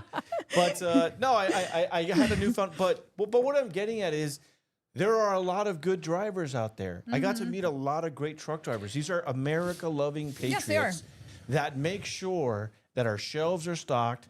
And when tyranny rains down on us, they were out there on the front lines with their trucks saying, we're not going to deliver unless we end the vaccine mandates and so on and so forth. And they're the backbone of our delivery system in this not country. Not according to Joe Biden. According to Joe Biden, black transgenders are the world the would not function without black transgenders. He said something so stupid like that, bro. You need to send that to me. Let me see. I mean, I look it up. I don't know. I grew up around these people, so I do have a special. Let's bring it over to Greg. Them. This is kind of like your area. Have you talked to people concerned about this? Is this a concern for people around there? Do you know truck drivers? What are they saying? There's a lot of accidents on the Ontario freeway where the 10 splits into the 15. There's been like 2 large semi-truck accidents there. Are people concerned? Oh, everybody's concerned. I mean, I think it's funny. So when I owned a general construction company, my business partner was actually a truck driver. He got out of the trucking industry and got into construction, and we worked together for 15 years. And I used to tease him all the time saying, you know, when I was growing up, truck drivers were who you followed in the weather. So when it was raining, when I was learning to drive, my dad said you always get behind a truck because they know they can see better. They know what they're doing. They're a licensed. It's a higher class of a license. So you have certain regulations. I just looked up based on what you were saying.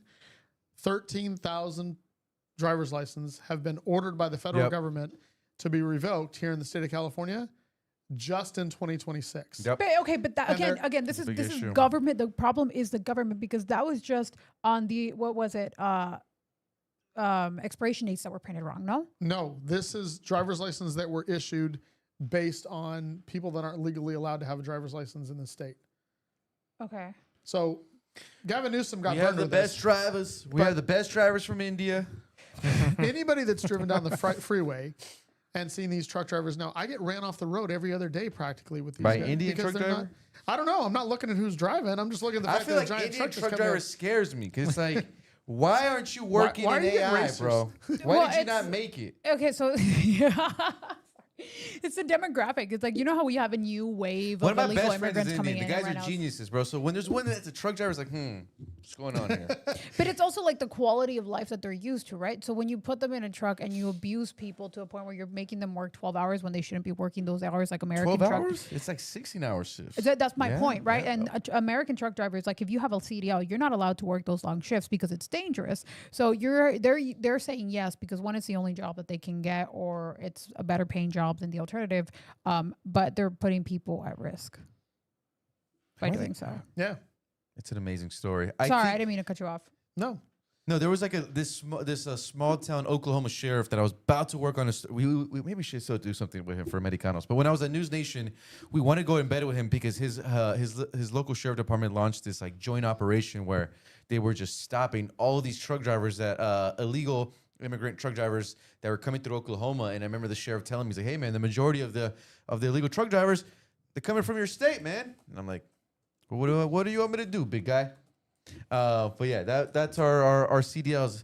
Is there anything you want to move on to, bro? If you want, I could go through some of these super chats really quick. Yeah, Camille Beth said, "Oh my God, Anthony is the most entitled white brown guy I know." Retweet. I like that. because of the CDL. I said when I was a kid. I mean, imagine being a kid and you just want to get home to play your video games, and you're stuck in traffic with truckers in front of you. Oh man. Yeah, So he hates the hardworking man. dude. Well, now you have a he's an Tesla. You elitist. can play while you're driving. Forgive that the 9-year-old wanted to go home to play Pokemon. You're not forgiven. Was an elitist, I guess. You're an elitist, bro. Elitist And- 9-year-old. And I was I'll tell you actually guys right building, now, I was actually Anthony's a building up a millionaire. story. Anthony's I a was building millionaire. up a story. He lives behind these huge golden gates. Community, there's security guards for me to whatever. get to your house, bro. It's crazy. True story, All I've been these there. maids around the house, like you can't even talk to this guy. You have to talk to all the maids to get to him. All It's the illegal- crazy. This guy's He illegal. lives next to the Kardashians. Illegal hired work. Yeah. You come cheap, bro. I don't know if we said it, but we still have to highlight. We got a rare super chat, a $4.99er from Savannah Hernandez saying, "What up, beans?" Yo, Savannah Hernandez. We love our girl Savannah Hernandez out at Turning Point. Greg, what's your USA. ethnicity? Frontlines. You're not one of us. Lebanese. Lebanese. I knew it. I'm hungry now. Oh, I have a foreign question for you. Foreign policy question. What do you think about what's going on with that Lebanon right There now? it is. What do I think about it personally, or what I thinking about it as a state level? Yeah, personally. It's pretty crazy. Yeah. Yeah. I mean, Lebanon is a Christian nation, right? No. Because that's kind of like that's what I've heard. Very, very Christian out there. And we've got a country kind of bomb in the south of it. What are your thoughts on that? Lebanon is not a Christian nation, I wouldn't call it. It has Christian culture there, but it's very split. Split, right? Yeah. My That's what I've daughter is actually a missionary, and she's been over in that region for a while now. She's home now, but yeah, really? You're going to put me on this one? But No, it's fine. I know. No, it's fine. I know. It was just kind of. I It was just kind of like. This is a- why I it was should just kind of host. like. personally, Greg, let me tell him say I should this. host now. Let me say this. Like, in all honesty, being from that country, and my grandparents came over here, so I'm born and bred in America, but it's sad what's going on there for multiple reasons. I think there's a lot of pain on both sides. I think It's a region that's been honestly in war since I've been in high school. So this isn't a new thing that Right. Lebanon's in war. It's not a new thing that Israel's in war. It's not a new thing that we're in this. The new part is, I guess, that we're involved as a nation. Yeah. And I think we need to pray for our troops. I need to think we need to pray for our leaders.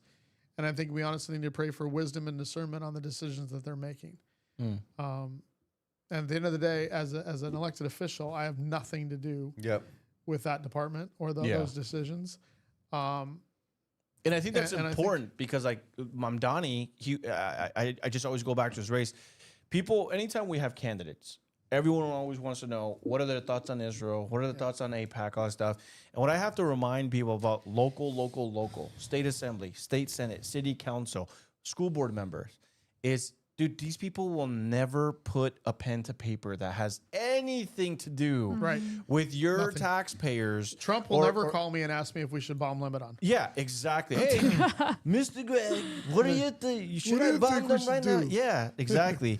And so I tell people, I'm like, dude, that's what the beautiful thing is about local. And it's also been a way of how I bring people back into politics. Right. Because you have all these kind of disaffected Republicans that are just kind of buying into like the latest craze.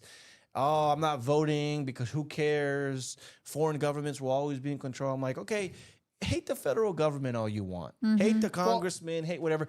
But when it comes to local, like that's where you can make the biggest impact. And then from let local, me push back a little bit because I disagree with the fact that I'm never going to vote. And let me tell you why.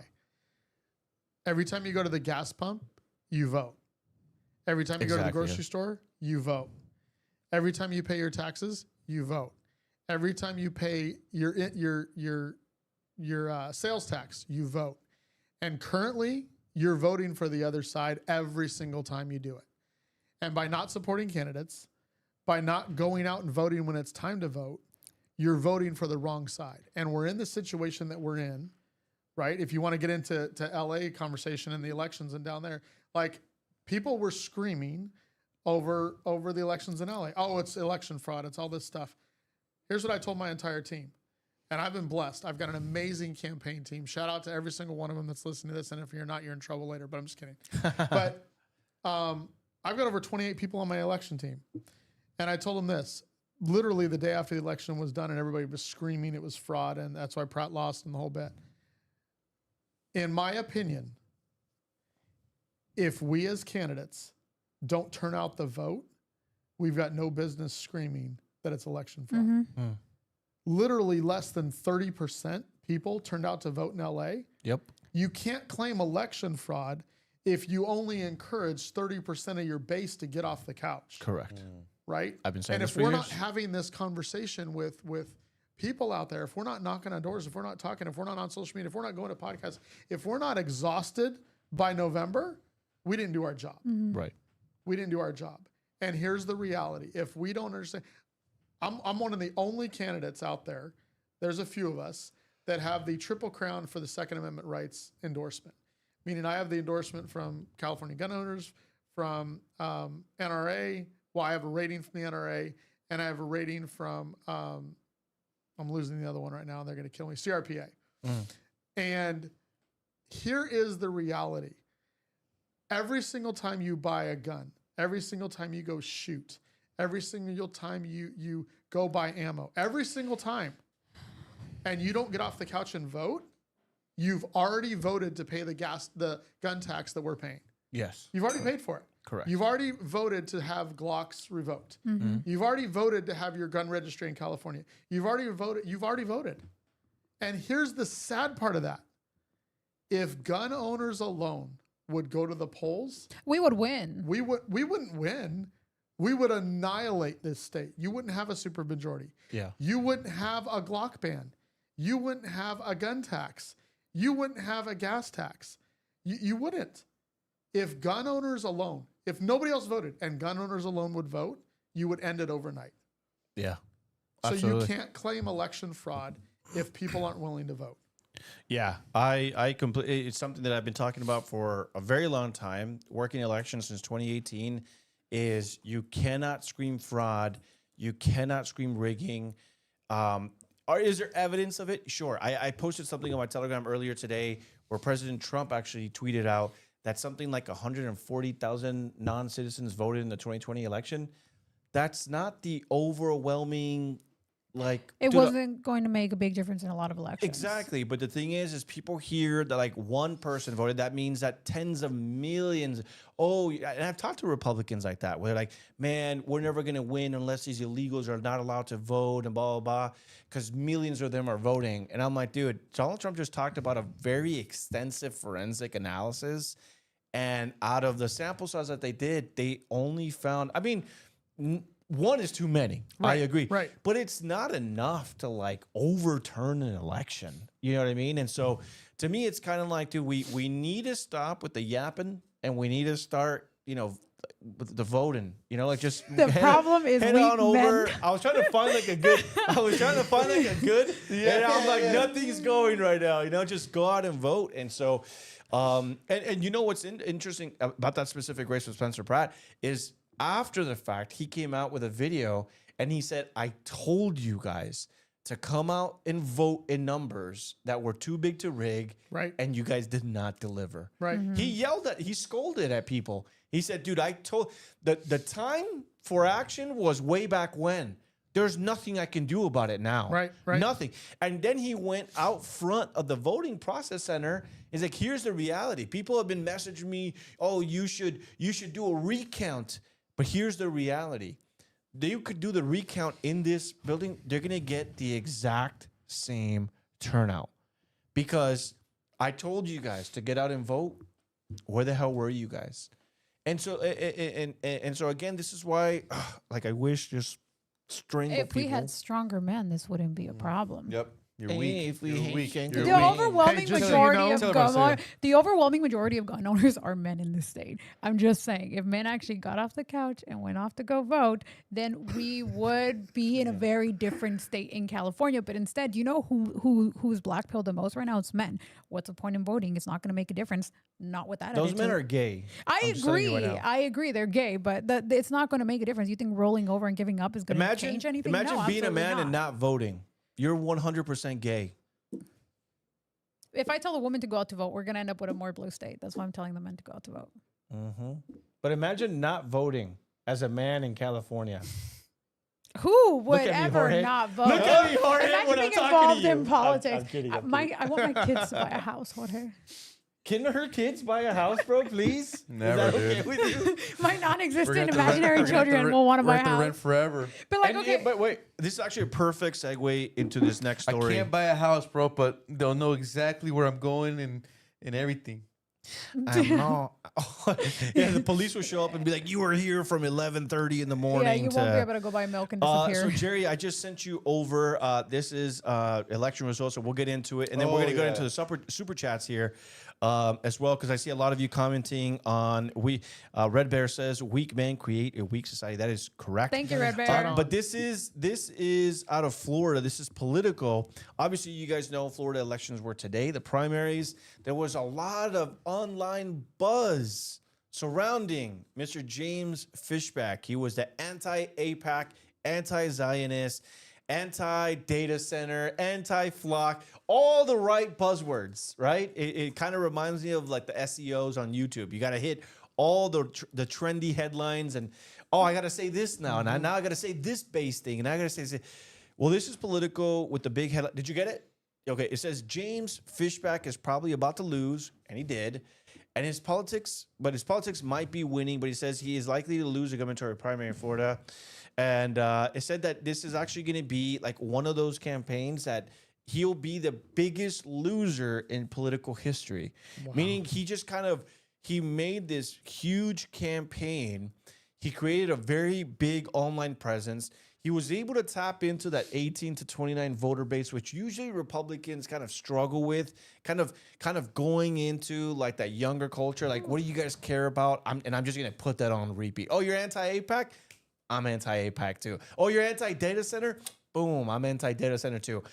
I don't know why we're all anti-data center, but if this is what you guys are for, I'm going to push it. And so very early on, I kind of saw through him.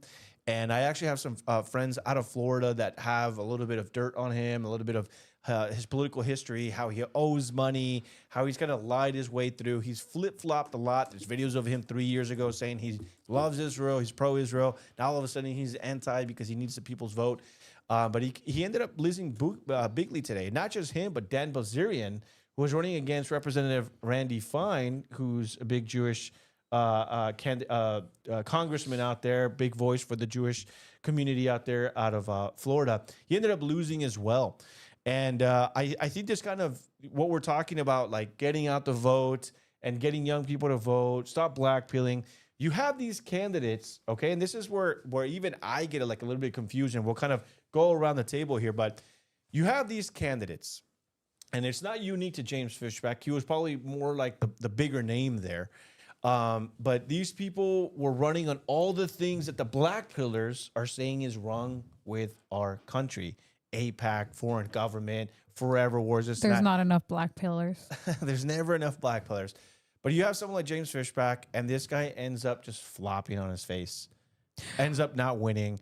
Is there kind of a disconnect here? Is it just, some people were saying it's just the young people don't have the money right now. They don't have the grassroots down yet. Maybe this is he's just catering to a very disaffected niche of voters that there's just not enough of them. But like maybe kind of, what are your guys' thoughts on this? I think that's exactly the case. I think that the black pill people, like the Nick Fuenteses, they're very loud online, but people forget that they are the loud minority.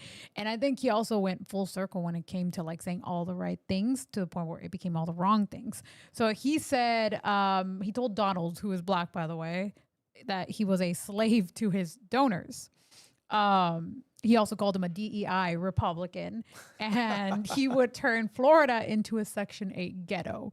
So really leaning into the fact that Donald's black, I guess. Yeah, and I think he did a great job in getting the younger and tapping into that younger generation, but there just wasn't enough of them. He was tapping into the black belt people, and thankfully that there's not enough black belt people yet. So also, it seems like the black belt people don't have any money because he did really bad in fundraising.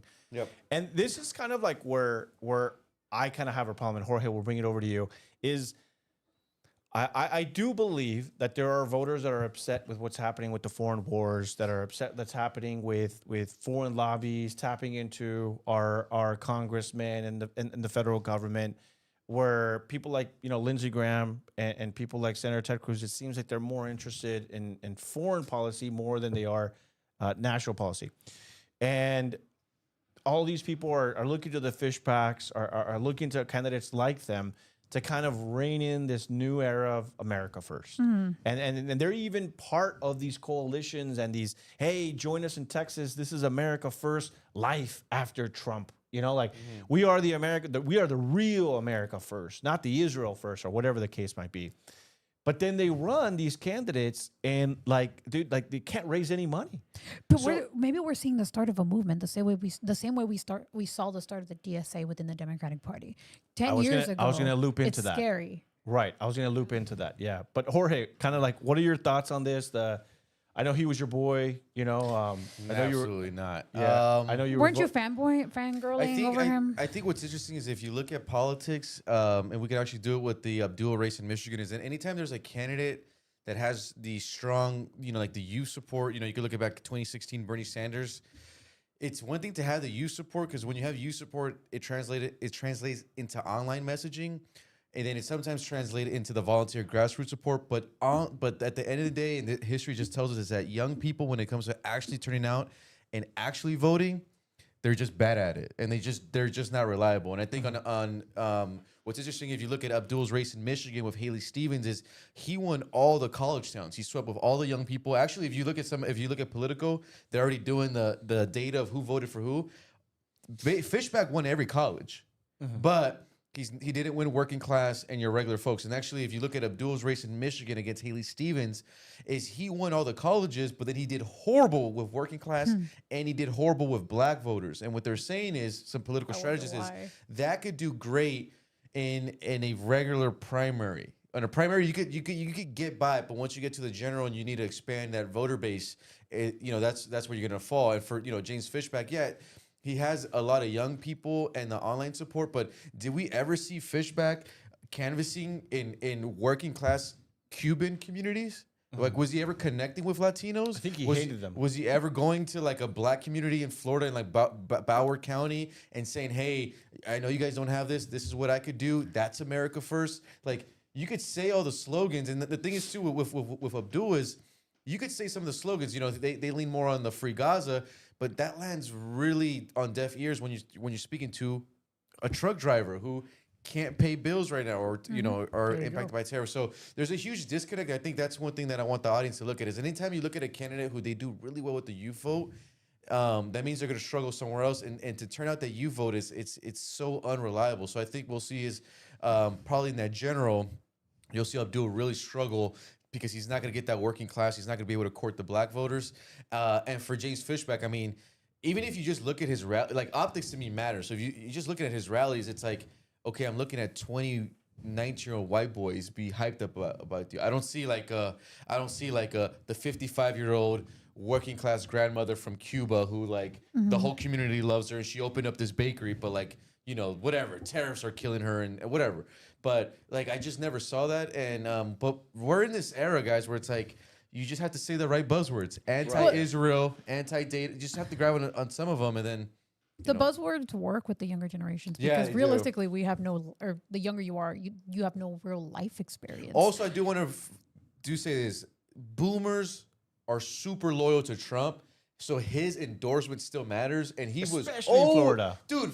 Florida's boomers' capital. That's where people of the retire. United States. So that's where people go to retire. If Trump says I'm rocking with Byron Donalds. That's people are going to rock with Byron Donalds, and me and Anthony have a lot of friends in that South Florida area. The Cubans, they're right hard for Trump. Yep. So if Trump says Donalds is our guy, that's voting the guy. for Donald. And that's they're willing to just what it is. bypass the color and just be like, you know what, this is what. I thought it was a horrible move. Donald and Trump, look, guys, I'm a dark humor guy, whatever. But politically, come on, man. It's like so low IQ and so low, like just immature. To know that you're running against a black candidate and you're gonna say he's a slave to his donors, you think that's gonna work well? Like who is his? I don't know. I think the turn Florida into a Section 8 ghetto was worse than that one. Yeah. I mean, it's gonna resonate with the online memers, which That's is the vote that he got. But it's like, do those people have money? No. Do they even live in your state? Right. Exactly. You know, you have this. You know, you could have these memers in Kansas and Missouri, but it's like they're not gonna. You know, they're not You've gonna cast a alienated vote. everybody with common sense at that point. Greg, I mean, what do you think about this story? But secondly, as to your campaign, who are the people that are actually making a difference in your campaign? Is it online memers, or is it like who's actually coming and shaking hands with you and saying, "What can I do for your campaign?" Well, twofold. One, I'm chomping at the bit over here to answer because I'm over here like searching and searching and searching. 25% is the voter turnout in the Florida primary. So it goes back to the original conversation. If your guy didn't win, did you vote? It goes back to the conversation that I'm having in my district every single day. I don't want you to vote. I don't. I want you to vote and bring 10 of your friends to vote. That's the one. That's the answer. I don't want your dollar for my campaign. I want you to go get 10 friends and all of you give me $1. I don't want you to just knock one door. I want you to go get 10 friends to go knock doors with me. We don't take back this state, and we can sit here and debate the Florida election all day long. Yeah. The end of the day, you didn't turn out the vote. Not even Brian. Because you still have 25%.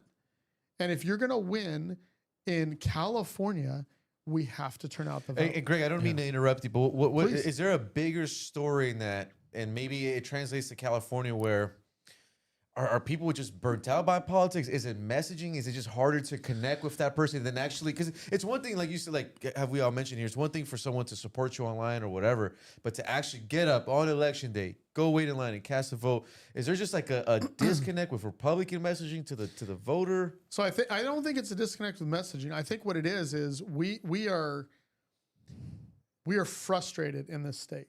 We haven't felt like our vote has mattered for a long time. I mean, I remember just a few years ago, California elections, right? When we were voting for Trump in 24, I'm standing in the ballot line. And as I'm standing in the line, getting ready to cast my vote, the ballots are closed and the decision is made. Like, why am I standing in line? Why am I standing away from my family? Why am I doing this? Why am I making these efforts if you're not even going to wait to count me? Like, what kind of election system do we have? I'll tell you right now, one of the biggest things that's on our ballot this cycle, other than breaking the supermajority, is Prop 39. Oh, right. Prop 39 is voter ID initiative that's on the ballot right now. This is one of the biggest things that will fix our election integrity issues literally overnight.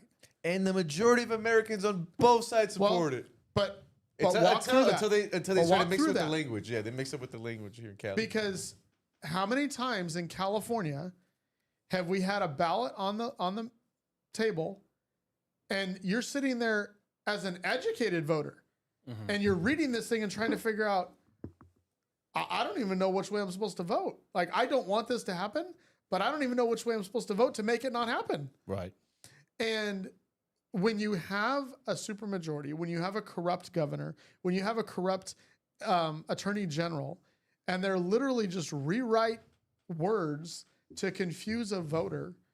Like, I'll tell you one thing right now, one of the things I want to work on when I get to the Sacramento is create legislation that makes you have to, as a ballot measure, write it in English. Write it in English.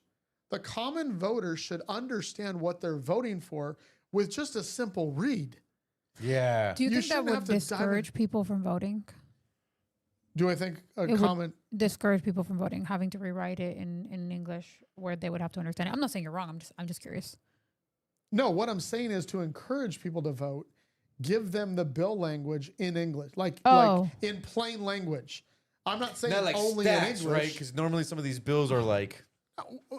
Well, the writing, the way they write the legislation is also not very transparent. I think that's what you're saying, So what right? they're saying is, like, Sometimes the 39 bills like was put vote no forward. for yes and vote yes, Yes, for no. exactly, And you're like, exactly. Yeah, dude, yeah. what are we doing here? Yeah. What are you doing?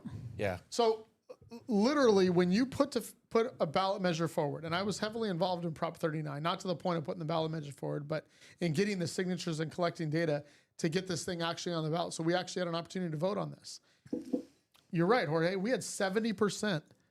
This is a 70% issue. We don't have 70% Republicans in California. That means both Republicans, independents, and Democrats want fair elections. We want it. We want to believe that we walk into the ballot and put our name on a check mark, that it actually makes sense, that we're actually going to be counted. The person that we voted for is going to have a fair chance, and we're going to see what happens in the end. That's all we ask for, right? That's all I can ask for. Give me a fair shot. Yeah. But when you put forth the ballot measure and you put forth the language, the attorney general has to approve or deny it, right? And then Shirley Weber gets to sign off on it, right? We've all gotten paperwork from Shirley Weber lately like crazy. Why don't you just put forth the language that the prop author wanted to put on? Why are you corrupting it? Why are you changing it? Why are you moving it around? Why do you have a corrupt court system now where we go sue them and, oh, no, we're good with it. We'll leave it the way it is. So now we're going to have to spend more money to correct the language so that people understand what they're voting for when it comes to this. So I'll tell you right now, Prop 39, you want yes. You want voter integrity. I don't care what it says. You want yes. That's the reality of what this proposition is. And now I went off on that tangent. I forgot your other question. What am I voting? So when I'm out in my district and I'm talking to my voters, I'm talking to working class families. Those are the people that I'm connected to. I'm connected to kids. I've been doing Bible studies and football teams for the last 3 years. Who's your favorite football team? Right now, you guys are really gonna pigeonhole me. Right now, I've been working with AB Miller High School. Oh, okay. Professionally, Denver Broncos. Got it. Okay, cool. Yeah, let's keep Bo, on his feet this year and make it all the way to the finish line. We're good. Also, the Christians, the churches. I have been blessed this year with some amazing churches that are backing my race, like never before. I actually did a backpack giveaway in conjunction with the Rock Church in San Bernardino. And it's the first time I've ever seen a candidate's name on a flyer with a church at the same time. It was a big move. And I thank Pastor Dan for doing it. I thank the church for backing it. We gave out over 500 backpacks to kids in the Inland Empire. And when I did it, I wanted to make sure that I wasn't just giving out backpacks to take a picture. We didn't even post it on social media until literally a couple days before the event. We went out to the community. We found the kids that were in need, the kids that weren't going to have a backpack, the kids that were going to walk into school on Monday morning and have last year's backpack or nothing. How did you find them? We had them register through food banks. No, that's good. And they all registered. Yeah. And we gave them out. And these kids you should see these kids' faces, right? Lighting up. You should see these moms' faces that they're struggling to put food on the table. And while they're struggling to put food on the table, and then you're going to tell them, hey, go to Target and spend another $50, $60 on backpacks. Like, my families are struggling. All of us are struggling. All of us, I mean, except for the ones with electric vehicles. Yeah. And the elitists that live up there in San Clemente with their butlers and maids. But what type of feedback did you get from the people that went to the backpack giveaways? Do you think they were Democrats, and do you think they cared about your political affiliation? here's the beauty about my platform and what I'm running on here in California. The people don't care. Politicians care. Politicians care whether you're Democrat or Republican. The people, I have not once walked into a neighborhood and said, "Hey, I'm a Republican. Would you like to vote for me?" Yeah, it's like, don't even use that word. It's like I talked to them about policy. the gas prices. I talked to them about the housing costs. I talked to them about the fact that Sacramento's currently got a bill on the table that they're going to tax your. Let's talk about this for a second. They're going to tax your groceries again. So they're not taxing us enough. Now Sacramento wants to put a tax on the biodegradable part of your groceries. So your milk is fine, but the container, we're going to tax it. Bruh. So stupid. The meat is fine, but the tray that the meat is on, we're going to tax it. This new tax is estimated to cost a family of four about $1,300 a year. That's more than $100 more a month to buy groceries. When moms are going through the grocery line right now in my district and all over California, I talk about this all the time. If you have to put gas in your car, pay your electric bill, and buy groceries in the same week, you're in trouble. Mm-hmm. You're in trouble. Yeah. Because families can't make it. And that's what's concerning my families. And when you have those conversations, nobody cares what No, party I you're part completely of. agree because I did the exact same thing and I had the exact same commentary back. Nobody cared about your political affiliation. What I heard was, "Oh my God, we haven't seen a politician out here. They There don't you come go. to these areas." There you go. Whether it's Democrats or Republicans, nobody's willing to hear us out. Nobody cares about what we're going through. So right now, what people are looking for is somebody who wants to understand them. Somebody who's going out to do the work. So I think community outreach programs like that are incredibly important because you actually get to see some of the people that are the most affected by bad policy in California. There you go. Yeah. I think the surprising part to me is I haven't even heard about that tax, about the biodegradable stuff. And I'm in the know. Now, imagine like the regular folk that don't know, but that's why it's important to have these conversations, have people like you on so we can talk about these issues that we should be talking, come to the dinner table. This is, hey, did you know this? And the thing is, here in Los Angeles, we just got a 0.5% sales tax increase.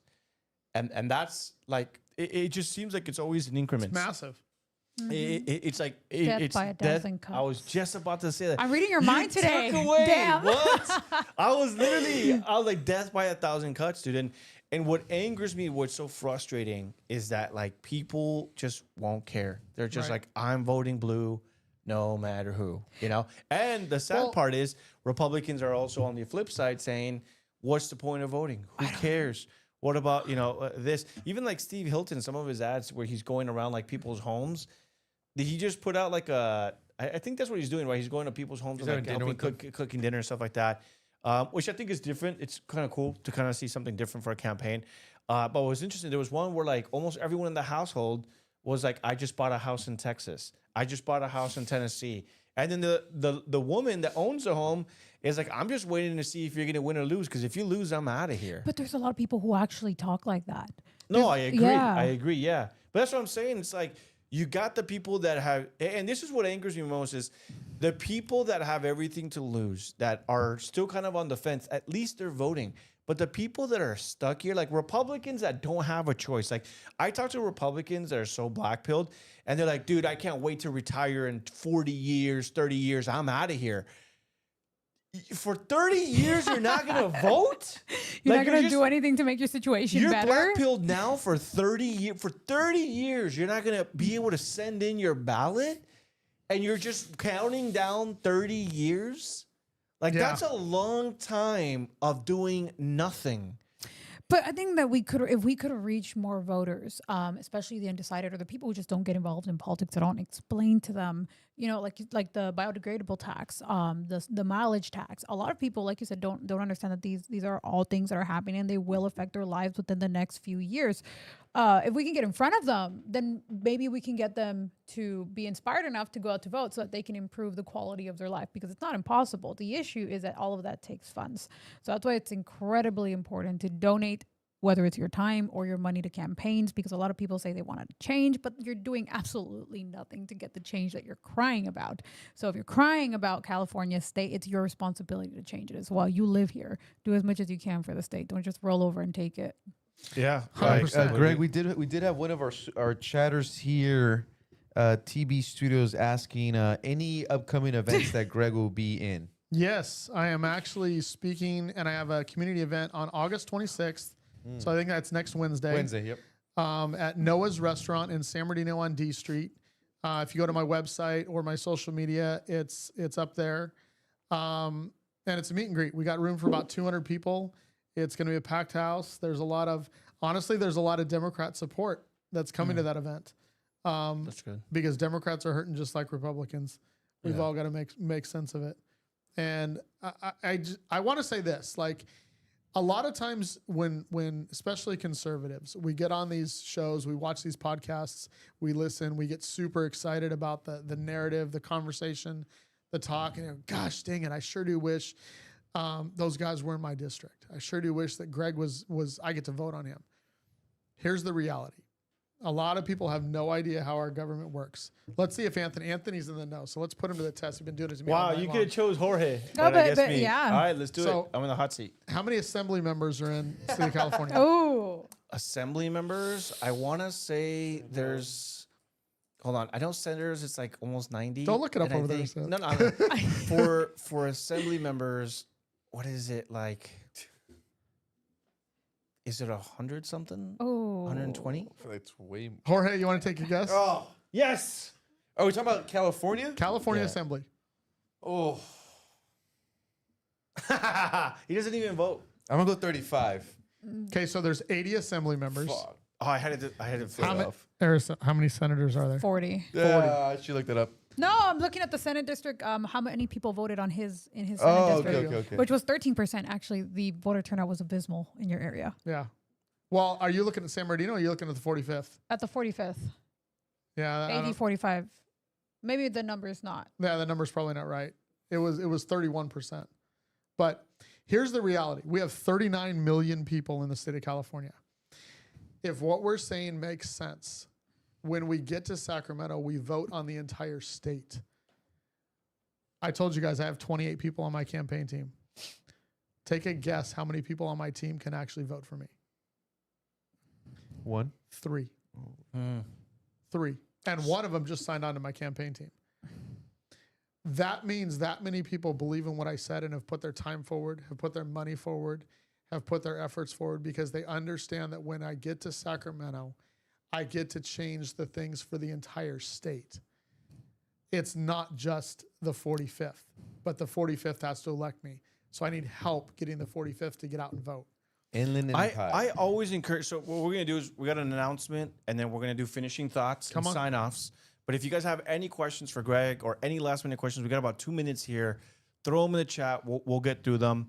But one of the things that I tell people all the time: work a campaign, and your eyes will be open 100%. to what happens. Because when I worked the state assembly campaign in 2024 for Patrick Gibson, I found out that in our district, we have about 325,000 voters.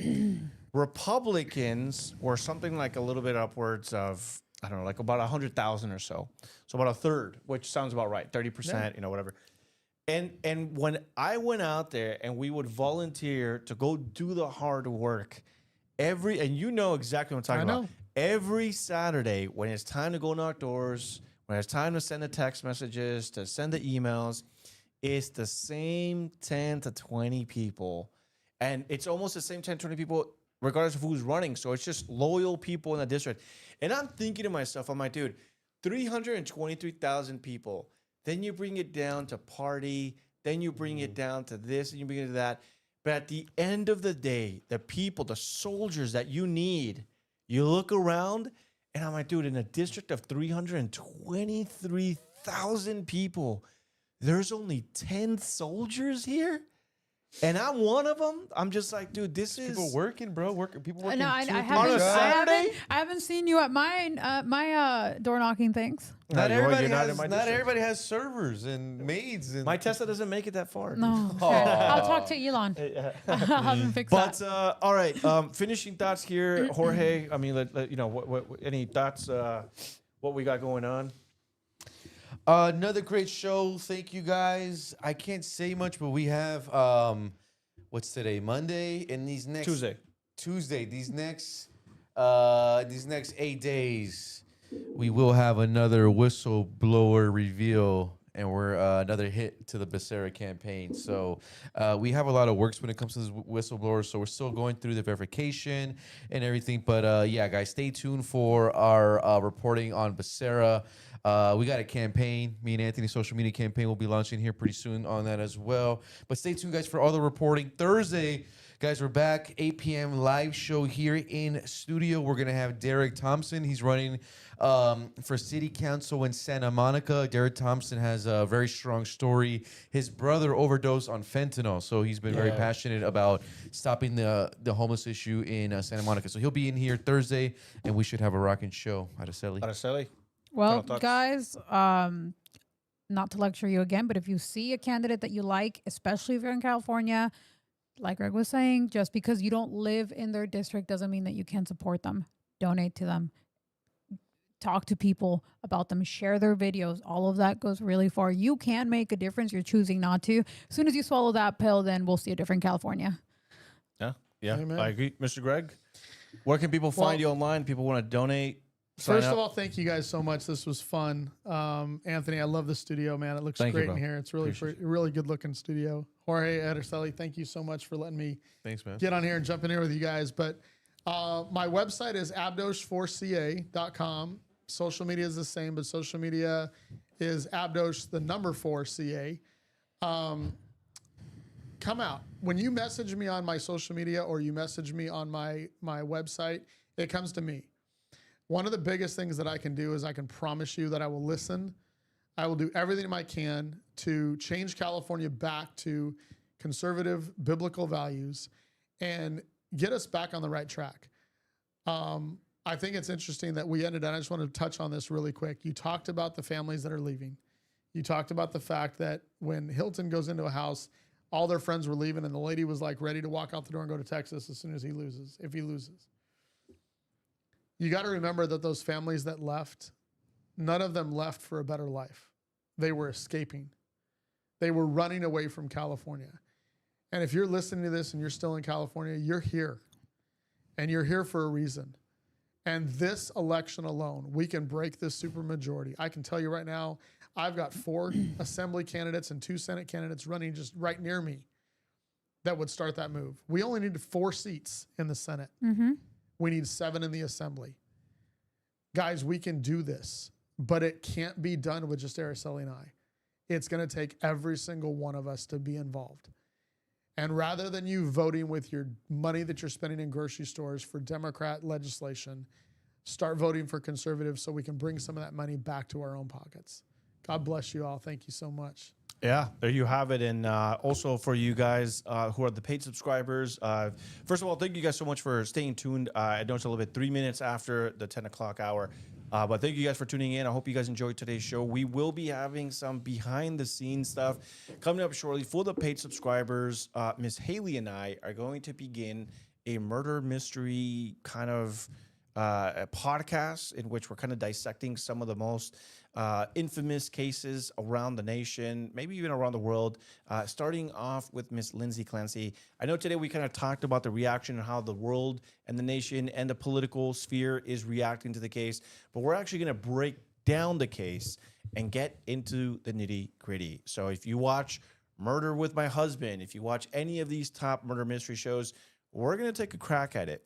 Miss Haley and I, we're going to get into the investigative side of things, and we're going to share it in a storytelling way where it's going to be a little bit fun, a little bit, just kind of different from what we do with the political side. Just try to grab a new a set of audience. If that's your style and you are thinking of maybe tuning in, consider becoming a subscriber. Today, again, hit that join button for less than a cup of coffee. But with that, we'll bring you guys that teaser come Thursday, maybe Friday, and you guys will get to see what we're doing here. Thank you, Mr. Greg, for coming on board here today. Jorge, the co-host, Ms. Araceli over there as well. Thank you guys for tuning in. We will see you guys on Thursday. Gary behind the keys, thank you, bro. Appreciate you. Have a good night, guys. Somebody said, what if they put a tax on hot Cheetos? There is a tax on That was hot a good Cheetos.